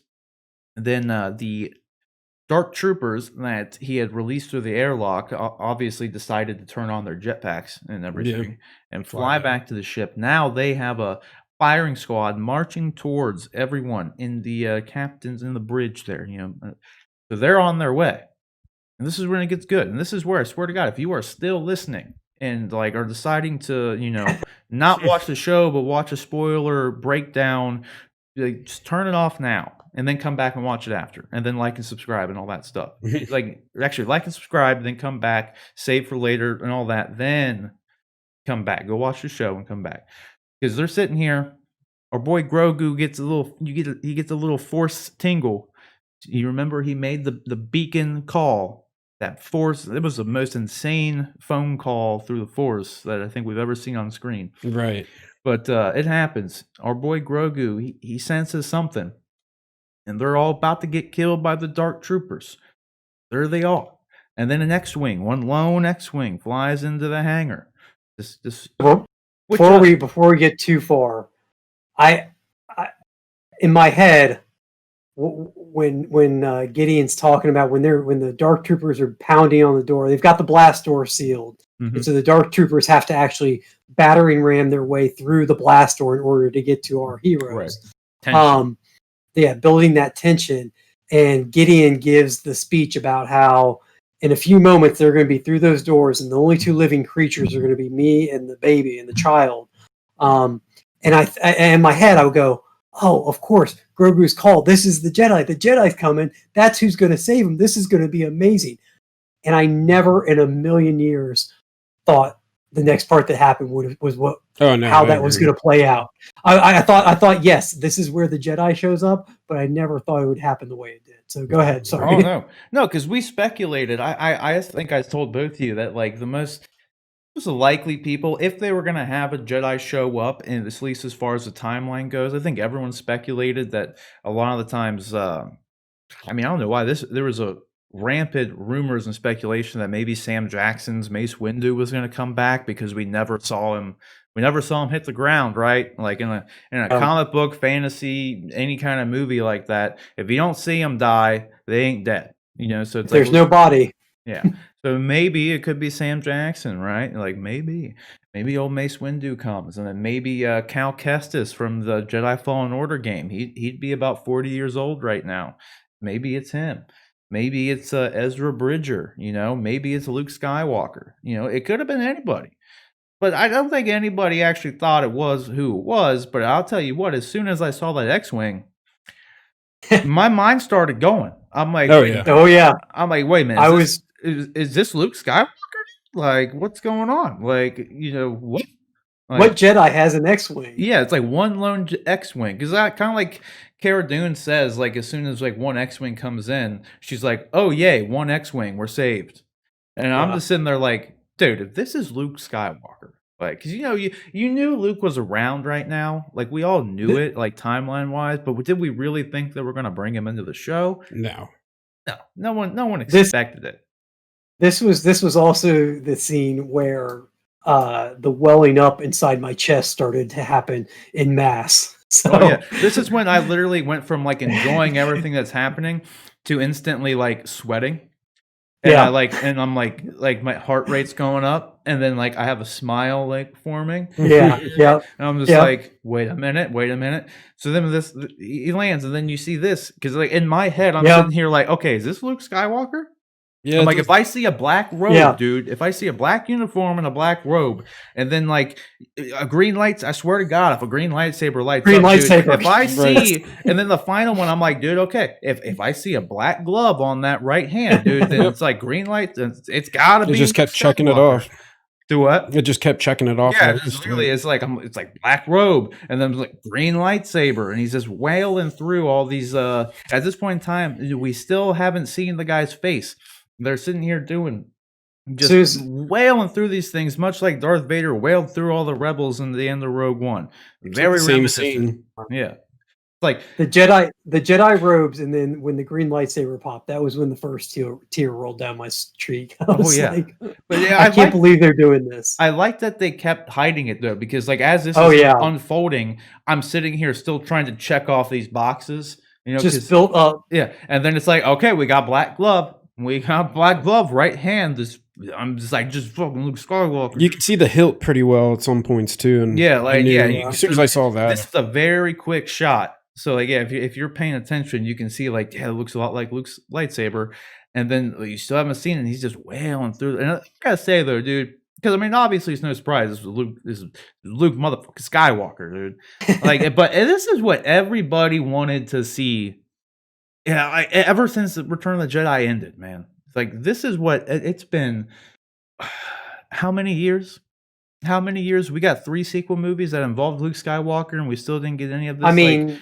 It's been 25. It's been 25 years, right? Yeah, something like 6 that. years. Was it like 82?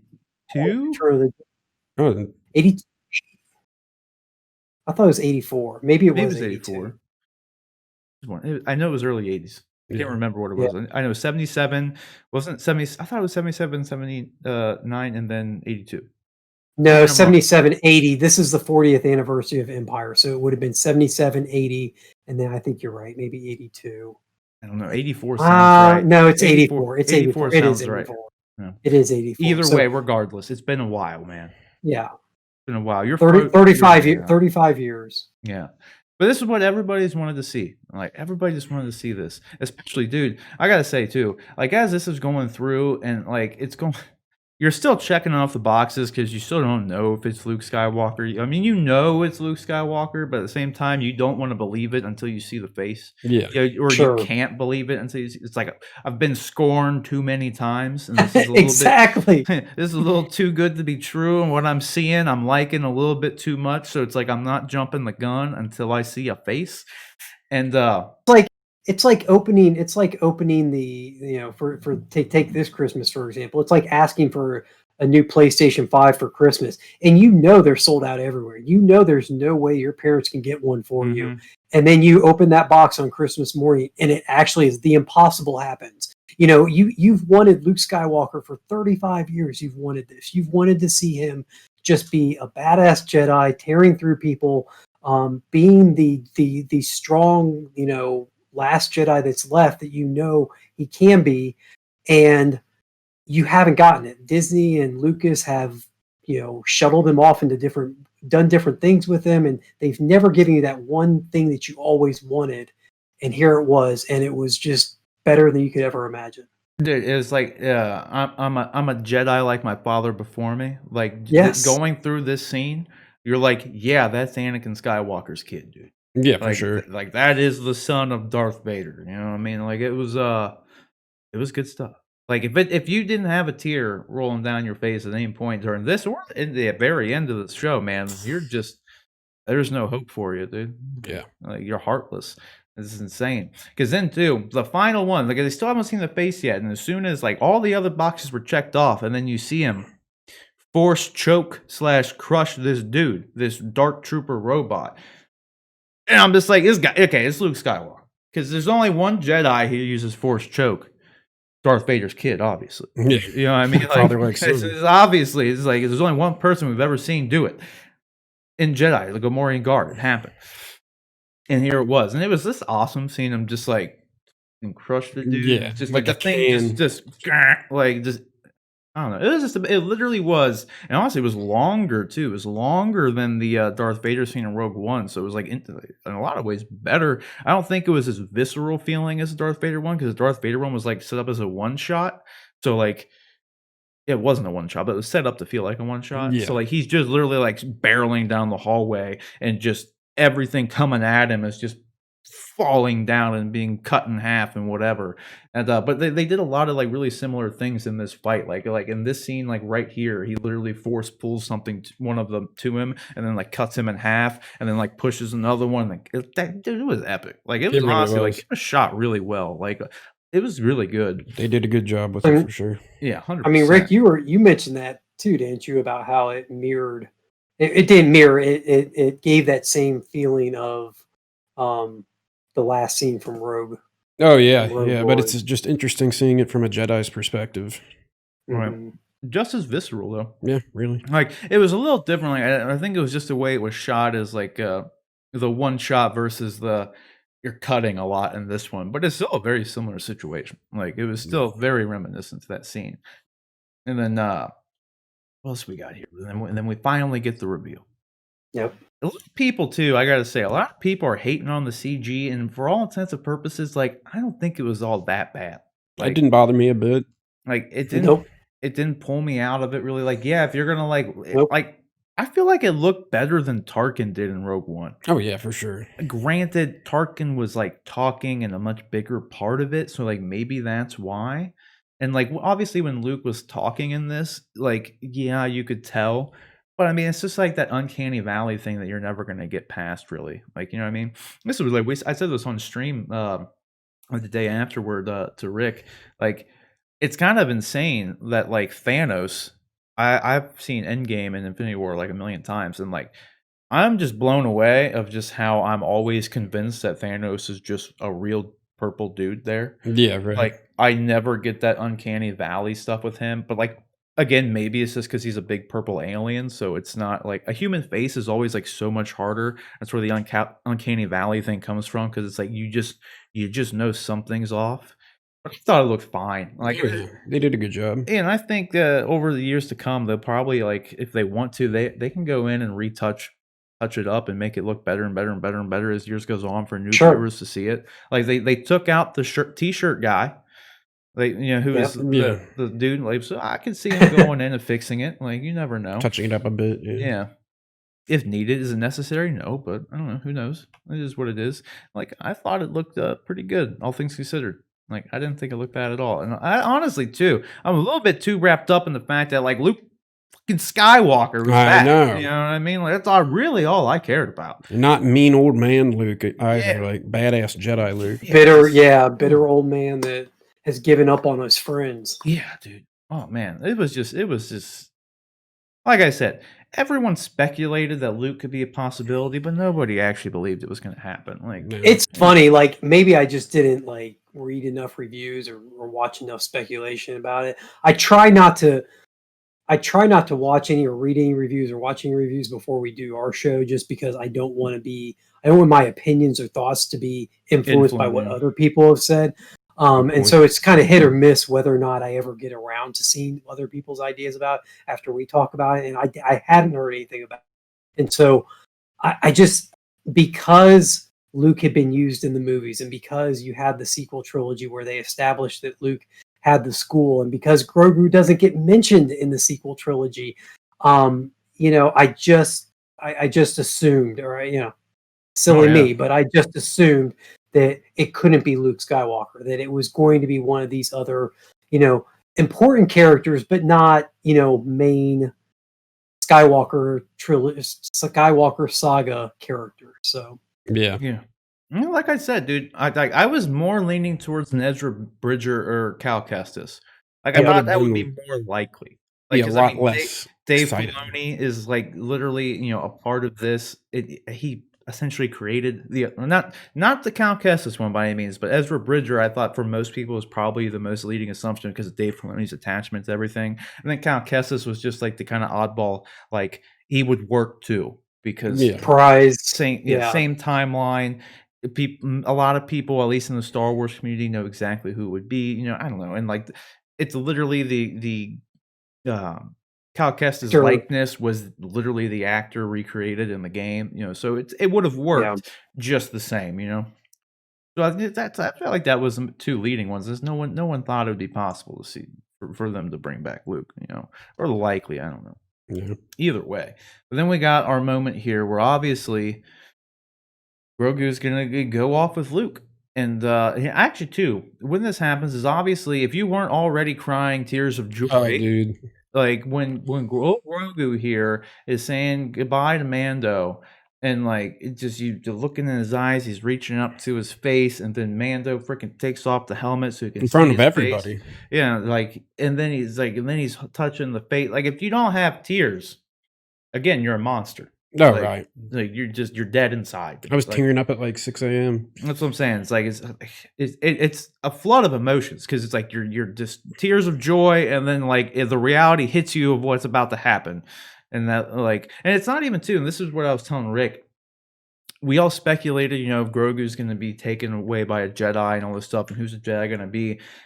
And in the end, I think it absolutely 100% had to be like HAD capital had to be Luke Skywalker, because if it was anybody else, if it was Cal Kestis, it was Ezra Bridger, or it was anybody else, nobody would be happy about Grogu going with them. Well, because those characters don't have the same kind of attachment that Luke Skywalker does. Like, dude, nobody's like, because that's the thing right now. If it was anybody else, everybody's like would be talking about like Grogu not being a part of the show anymore. Like, now Grogu's gone, and like just like blah blah. Like, it would have been that, but because it's Luke Skywalker, dude, like, nobody cares that Grogu's gone. Like, everyone's like, this is fine. Like, you know what I mean? Like, you know what I mean? Like, it had to be Luke for that, for like him, just the thought of Grogu leaving with anybody. I just don't, it would have had to have been Luke, in my opinion. Yeah. Just for that. I think Dave and Filoni and Jon Favreau probably came up with the same realization.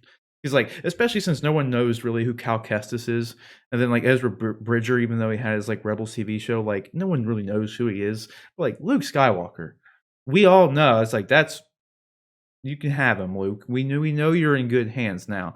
But again, it's just kind of, I said this to Rick on stream too. It's like, does this mean that little Grogu survived 2 asshole Skywalkers burning down Jedi temples?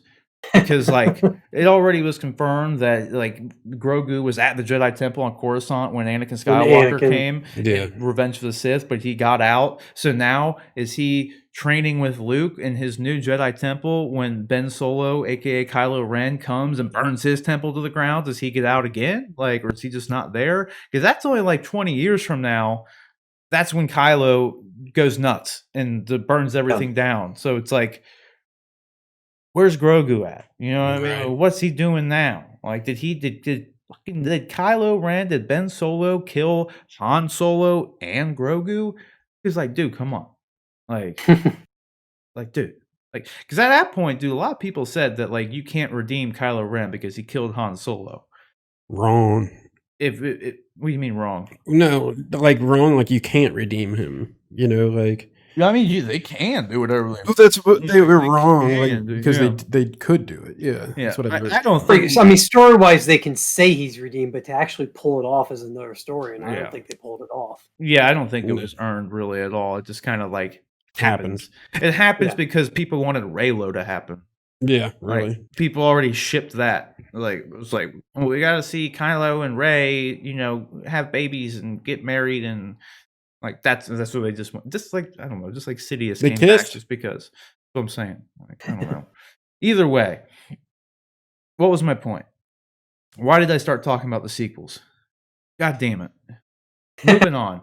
So this got off on a tangent. Yeah, this was very sad though. I was crying. Like, I was too. I wasn't crying like a baby, but goddamn, I was sitting there like, oh, I was. Yeah.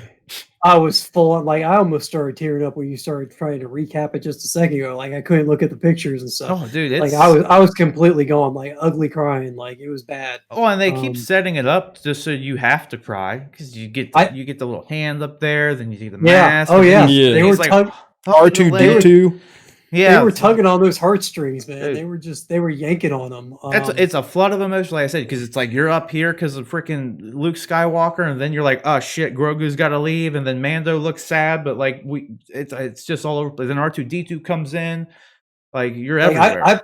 I put on my Twitter, man, like me watching the last 10 minutes of Mandalorian, and I put up that scene from Interstellar where McConaughey's watching the screen and just ugly crying and like touching the screen and stuff, and that was me, man. Like, I'm up by my TV just wanting to touch it. Like, is this real? Is this real life? Oh my god, they're doing it. Dude, absolutely, it's just a flood of emotions, like I said. Yeah, it's roller coaster. I mean, this was great too. I didn't, for whatever reason, I guess it didn't make a whole lot of sense for R2D2 to like follow him in here, but we just had to get the shot of R2, I guess, more so than anything. Yeah. So I guess at this point, we're waiting for C-3PO to make an appearance because as of right now, Mandalorian is the first show that C-3PO and R2D2 haven't both cameoed in. The only Star Wars related thing they haven't cameoed in. They've been in everything else. So I'm guessing C-3PO is going to show up here at some point. Like, I'm guessing. So then little Grogu, though, he ends up going with Luke. And again, like in this shot, you can see the CGI pretty good. Yeah. Like, the CG didn't bother me in any way that like pulled me out. So here's the thing, like I don't care. I understand people's. I think that there's a natural averse reaction to companies creating people computer generated when they have real people they can use and going back and digitally making people younger or whatever. I think I understand. I get the kind of idea that people don't like that it looks fake, but I think some people like to just call stuff fake just because, like, yes, certain scenes don't look as great as other ones, but my god, go back and watch the original Star Wars and look at some of the special effects. I mean, they stand out too. Are you telling me you're not able to watch, for the people that complain about this stuff, are you telling me you're not able to watch the original trilogy because the special effects aren't up to your standard, that you get that pulled out of those? No, I like for me personally, I shouldn't say no. Maybe you do. And if you do, I'm sorry you can't enjoy these things the way I can. But for me personally, this is good enough, and it will only get better over time. And it is worlds beyond what I've ever had in my life up to this point. And it's so good. Like they will never unless I hear unless Mark Hamill would come out and be like, they never talked to me, and I can't believe they did this, and that wasn't my voice. But clearly they had his blessing. Clearly he did the voice lines for it. So I just calm down, relax, take a breath, and just allow yourself to enjoy it. It's rare that you get these kind of moments where things like this happen, where they turn out as well as this did. Yeah, nothing it's like, you don't have to find a way to make it like a positive and negative, you know? Mm-hmm. Like Luke coming back and seeing Luke Skywalker be the Luke Skywalker that we wanted Luke Skywalker to be for the last 25 odd years or whatever. 35, yeah. Just deal with this. We know it was CG. It's fine. It's like totally. It's like, does it matter? Does it really detract from it that much? Because it's like if you'd have had, it's like, what would you have preferred? Like Mark Hamill and how he looks right now come in and do this, because that would take me out of it more than this would. Like it's like this is supposed to be 5 years later, and it's like it's 50 years later for Luke if Mark Hamill comes in and does this in live action. You know what I mean? Like, you got to roll with the punches and do what you can. Like, this was perfectly fine. I don't know, aside from having a different actor in here altogether, there's really not much they could have done.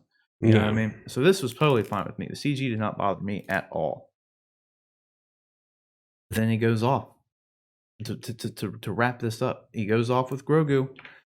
I cried more. If you weren't crying yet, your final chance to prove that you're not the Grinch was when you cut back to Pedro and you see him tearing up. So the one thing I'll say about this whole scene, this whole part was, and this is after the fact. This wasn't me watching it in the moment, but I almost wonder if or I'll just say it, him taking off his helmet. I almost wonder if it would have had more impact if he hadn't done it last episode. If they had found a way for him to get the information, if they hadn't made that a point of the last episode, if the first time he willingly takes his helmet off in front of other people is when he has to say goodbye to Grogu. I almost wonder if that would have held more emotional weight to it and more character weight to it, if that was what caused him. I understand it was saving Grogu. Yeah. It was saving Grogu that made him take off his helmet, and it had the emotional weight. And maybe they felt like they needed to add some emotional weight to that episode, because otherwise it was just kind of a general heist type show. So maybe that was the reason they chose to do it there. But I almost felt like if he had chosen this moment, if this was the moment that, hey, I'm losing my kid, I need to take my helmet off and say goodbye so he can see me and know it's going to be all right, then I felt like it maybe had a little more weight to it. I think it's twofold in a way, because like the previous one could be seen as the emotional weight and the drama for it was purely for the viewer, like for us, whereas this was for Grogu himself. You know, it was for the character, and because when he takes off his helmet in that scene, it's really just him. Like he's doing it, and like presumably, you know, in his mind, even like no one's there that he knows. Like, you know what I mean? So it's like it's kind of like for us to be like, dude, he really cares about Grogu. That's like, what I thought. You know what I mean? But in this, and he's not taking off a Mandalorian helmet in front of other people. He's taking off an Imperial helmet. So right. That's the only, like, 'cause I totally agree though. Like if that would have been if this would have been like the first time, it probably would have had more weight, but I don't think it took away from what I felt when he did it the other time too. Because like I said, that one I feel like was more for us. You know, just like because that we're seeing like this. Look, he really cares. Yeah, like how far he and what he's willing to do for Grogu. For Grogu. You know what I mean? I don't know. But I totally see your point, and it probably could have been more effective in a lot of ways. But this was still pretty damn effective. I mean, I was still tearing up, like 100% tearing up. Yep. Like, and then we fade to black. And this was directed by Peyton Reed, director of the Ant-Man films. So if you didn't know that, there you go. He also, fun fact, he directed the second episode with the spider aliens, which was my least favorite episode of season 2. So he directed simultaneously the worst and best, in my opinion. I don't know. Honestly, I gotta tell you, the Ahsoka episode is on par with this one though, and that was directed by Dave Filoni. So like, The Ahsoka one was really The good. Ahsoka one was really good. If you go back and watch that, he just did a ton of there was a lot of great imagery in that one. Oh yeah, Like it just the shots that he chose and it just all looked great. they really did. It looked like just some like Kurosaki film or something, man. Just like samurai kind of stuff. Like it was really dope. Just a lot of the shots he chose to do, they just looked really good. And the same with this. This was just good to watch. And I mean, it's almost like leaving on a high note. Like, you know what I mean? It's like you get the Luke Skywalker stuff. It's like, this is great. This is just great. But then fitting to a Marvel, MCU director coming on and directing this one in true MCU fashion, we had our first post-credit scene. So we'd be remiss not to discuss that as we end this spoiler breakdown and review. So we get our twin sons, which I was just like, what are they doing? Because I heard that there was an end credit scene. Because like Rick had watched this before I could, and he was like, dude, there's a post credit scene. And I was like, got it. So I see the twin sons, and I'm like, okay, what's going on here? And then we see Jabba's palace, and I'm like, okay, I think I know where this is going. I think I know where this is going. I'm just like, okay, this gotta be like Boba Fett or something. And sure enough, we get Bib Fortuna really taking into this role of Jabba. Like he's really trying to recreate. He's got Jabba head tails, man. Like he's literally got Jabba-sized head tails going on here. Yeah. And dude, I've never understood like why does Bib Fortuna's like weird Twi'leki race have like boobs on their head? I don't know. They're like it's so weird. Yeah. So big weird. lumps. I don't know. Super weird. But then so Boba Fett and Fennec arrive at Jabba's palace, now being I don't know, I guess the sitting kind of underworld king of Tatooine has been Bib Fortuna. So that's fun to know. But Boba comes in and he's not the ruler of the Tatooine underworld anymore because he kills him like right there on the spot, blasts him there, then sits on the throne. And this was, I will say, just like a real, could have been a cheesy kind of shot, but it was effective. Yeah, it totally worked. Because it's still a good shot though. It's like it gets it gets the point across. It sets up his series because obviously this shot of him going in, killing Bib Fortuna, sitting on Jabba's throne, sets up the book of Boba Fett. So we're getting this our own Boba Fett series coming December of 2021. So we have that to look forward to. And there's been a lot of people saying that I just have to add this in. There's been a lot of people saying that like is the Mandalorian's over because Boba Fett's replacing him. Like they're two separate, entirely different things. Like the Mandalorian has already been confirmed that season 3 has been greenlit, and then Jon Favreau is currently writing season 4 as well. So like I said, and kind of speculated prior to this episode even happening, the Mandalorian is going to continue going on and being more about the Bo-Katan and reclaiming Mandalore and exploring Mandalorian culture and everything, expanding the Mandalorian universe. Yeah, like hence the Mandalorian. Whereas the Boba Fett show is supposed to be, from what we've heard anyway, a one-off thing. Much like the Obi-Wan series, it's supposed to be a one-off thing. So it's its own separate thing. Like so. Either don't worry or cool your jets, whichever camp you're on. Like it's not replacing Mandalorian. No. And I'm sure we'll see Grogu again.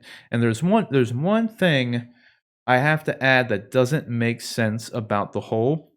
And a lot of people may not be familiar with this because if you haven't seen Rebels or Clone Wars, then you wouldn't be familiar with this. But with the whole Bo-Katan not being able to take the Dark Blade, because like at one point we didn't mention like Din, our Mandalorian, Din Djarin, just tries to like say, "Here, take it. I concede the battle." Like because she has to win a battle in order to claim the Darksaber, right? And like Din Djarin's like, "Here, just take it. I forfeit. Like you win." And Gideon and everyone's just like, "Oh, you can't do that." And then like she would never have a true claim, blah blah. Wouldn't be able to take the throne.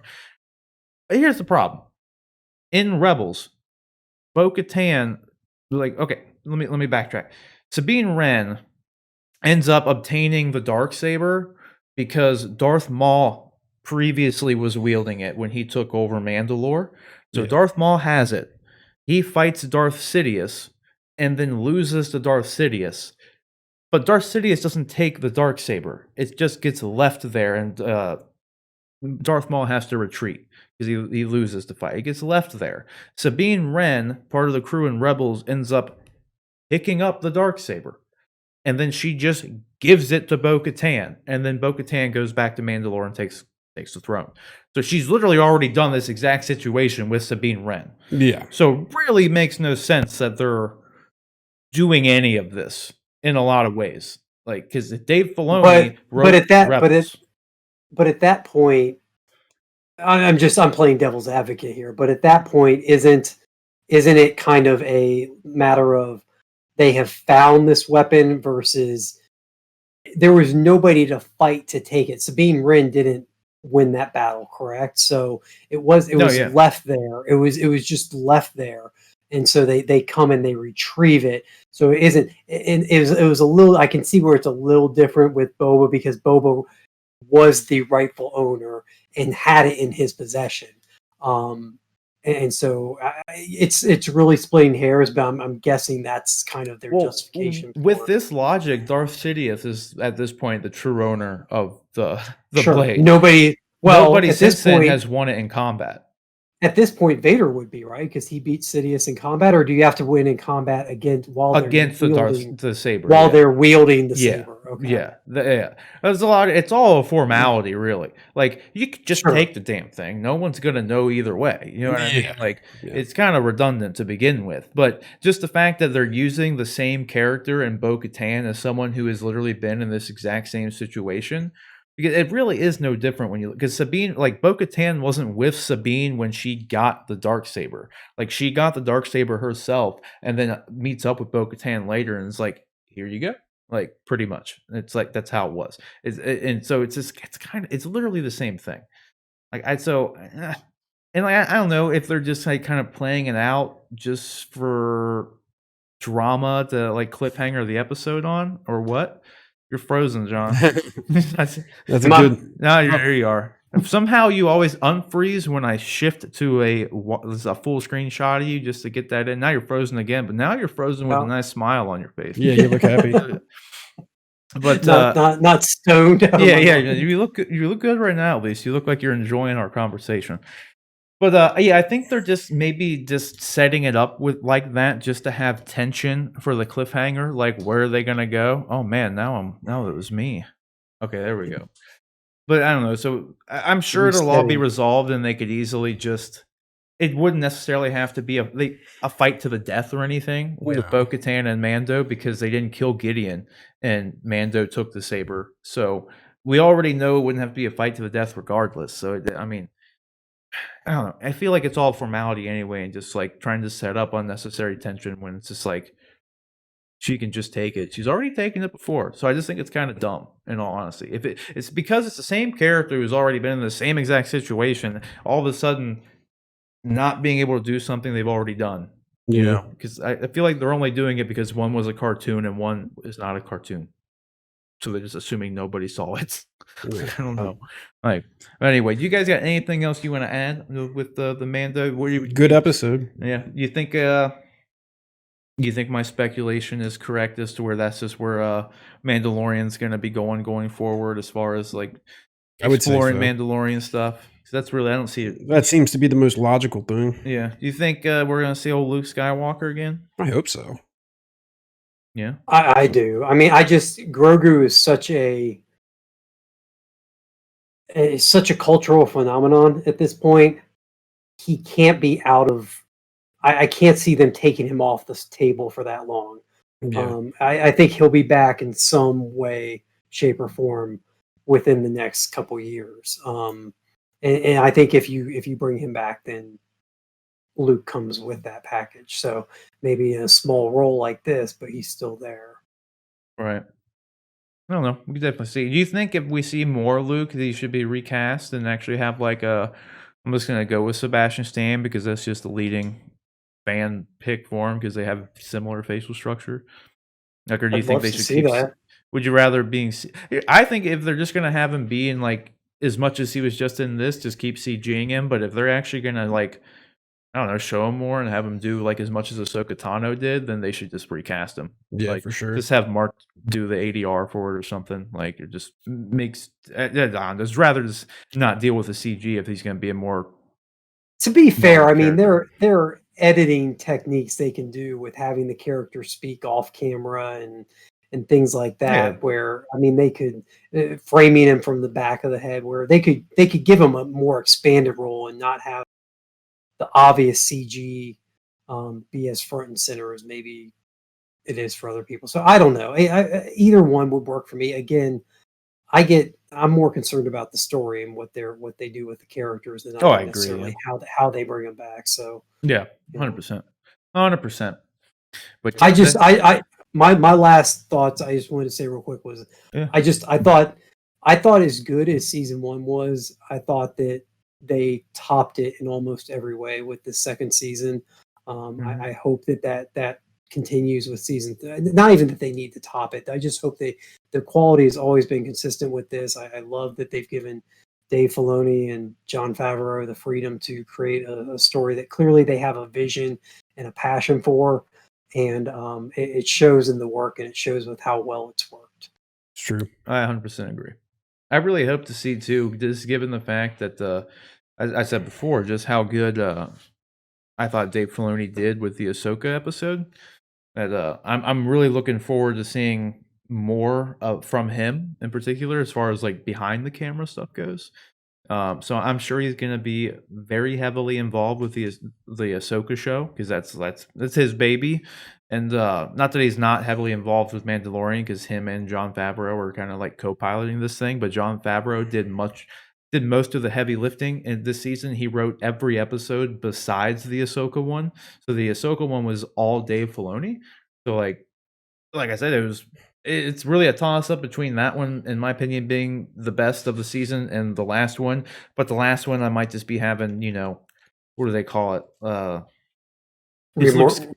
Recency bias. Yeah, I mean, it's Luke Skywalker. So I mean, like, obviously, I don't know if it's just that or it's like a honeymoon kind of thing, like it's the Ahsoka one was great though. So Yeah. I'm definitely looking forward to seeing that. I'm looking to seeing more Dave Filoni going on, because man, like, as far as the creative goes, like I don't know. He's the guy right now for Star Wars. Like, yeah, he can't really go wrong with just the sheer knowledge that he has. Like, I feel really good about him being involved in the future of Star Wars in a much larger capacity, far more than like a Kathleen Kennedy has done. Like, at least with the movies, you know what I mean? Not the greatest thing. She hasn't had the best track record with them. But I mean, obviously, get credit where credit is due. She is a part of Mandalorian. She's the reason that got greenlit. She's the reason all these other shows are getting greenlit and everything. So, like, perhaps course corrected, but Dave Filoni is a huge part of it. And I'm glad to see he's a huge part of the success of Mandalorian. I mean, so I'm glad to see he's getting just more to do. I mean, I think he's done great work with Clone Wars, Rebels, now Mandalorian, man. Like, just doing good. That's pretty much where I'm at with it. Do you guys got anything else? Are you ready to sign off here? I'm ready. Good deal. Okay.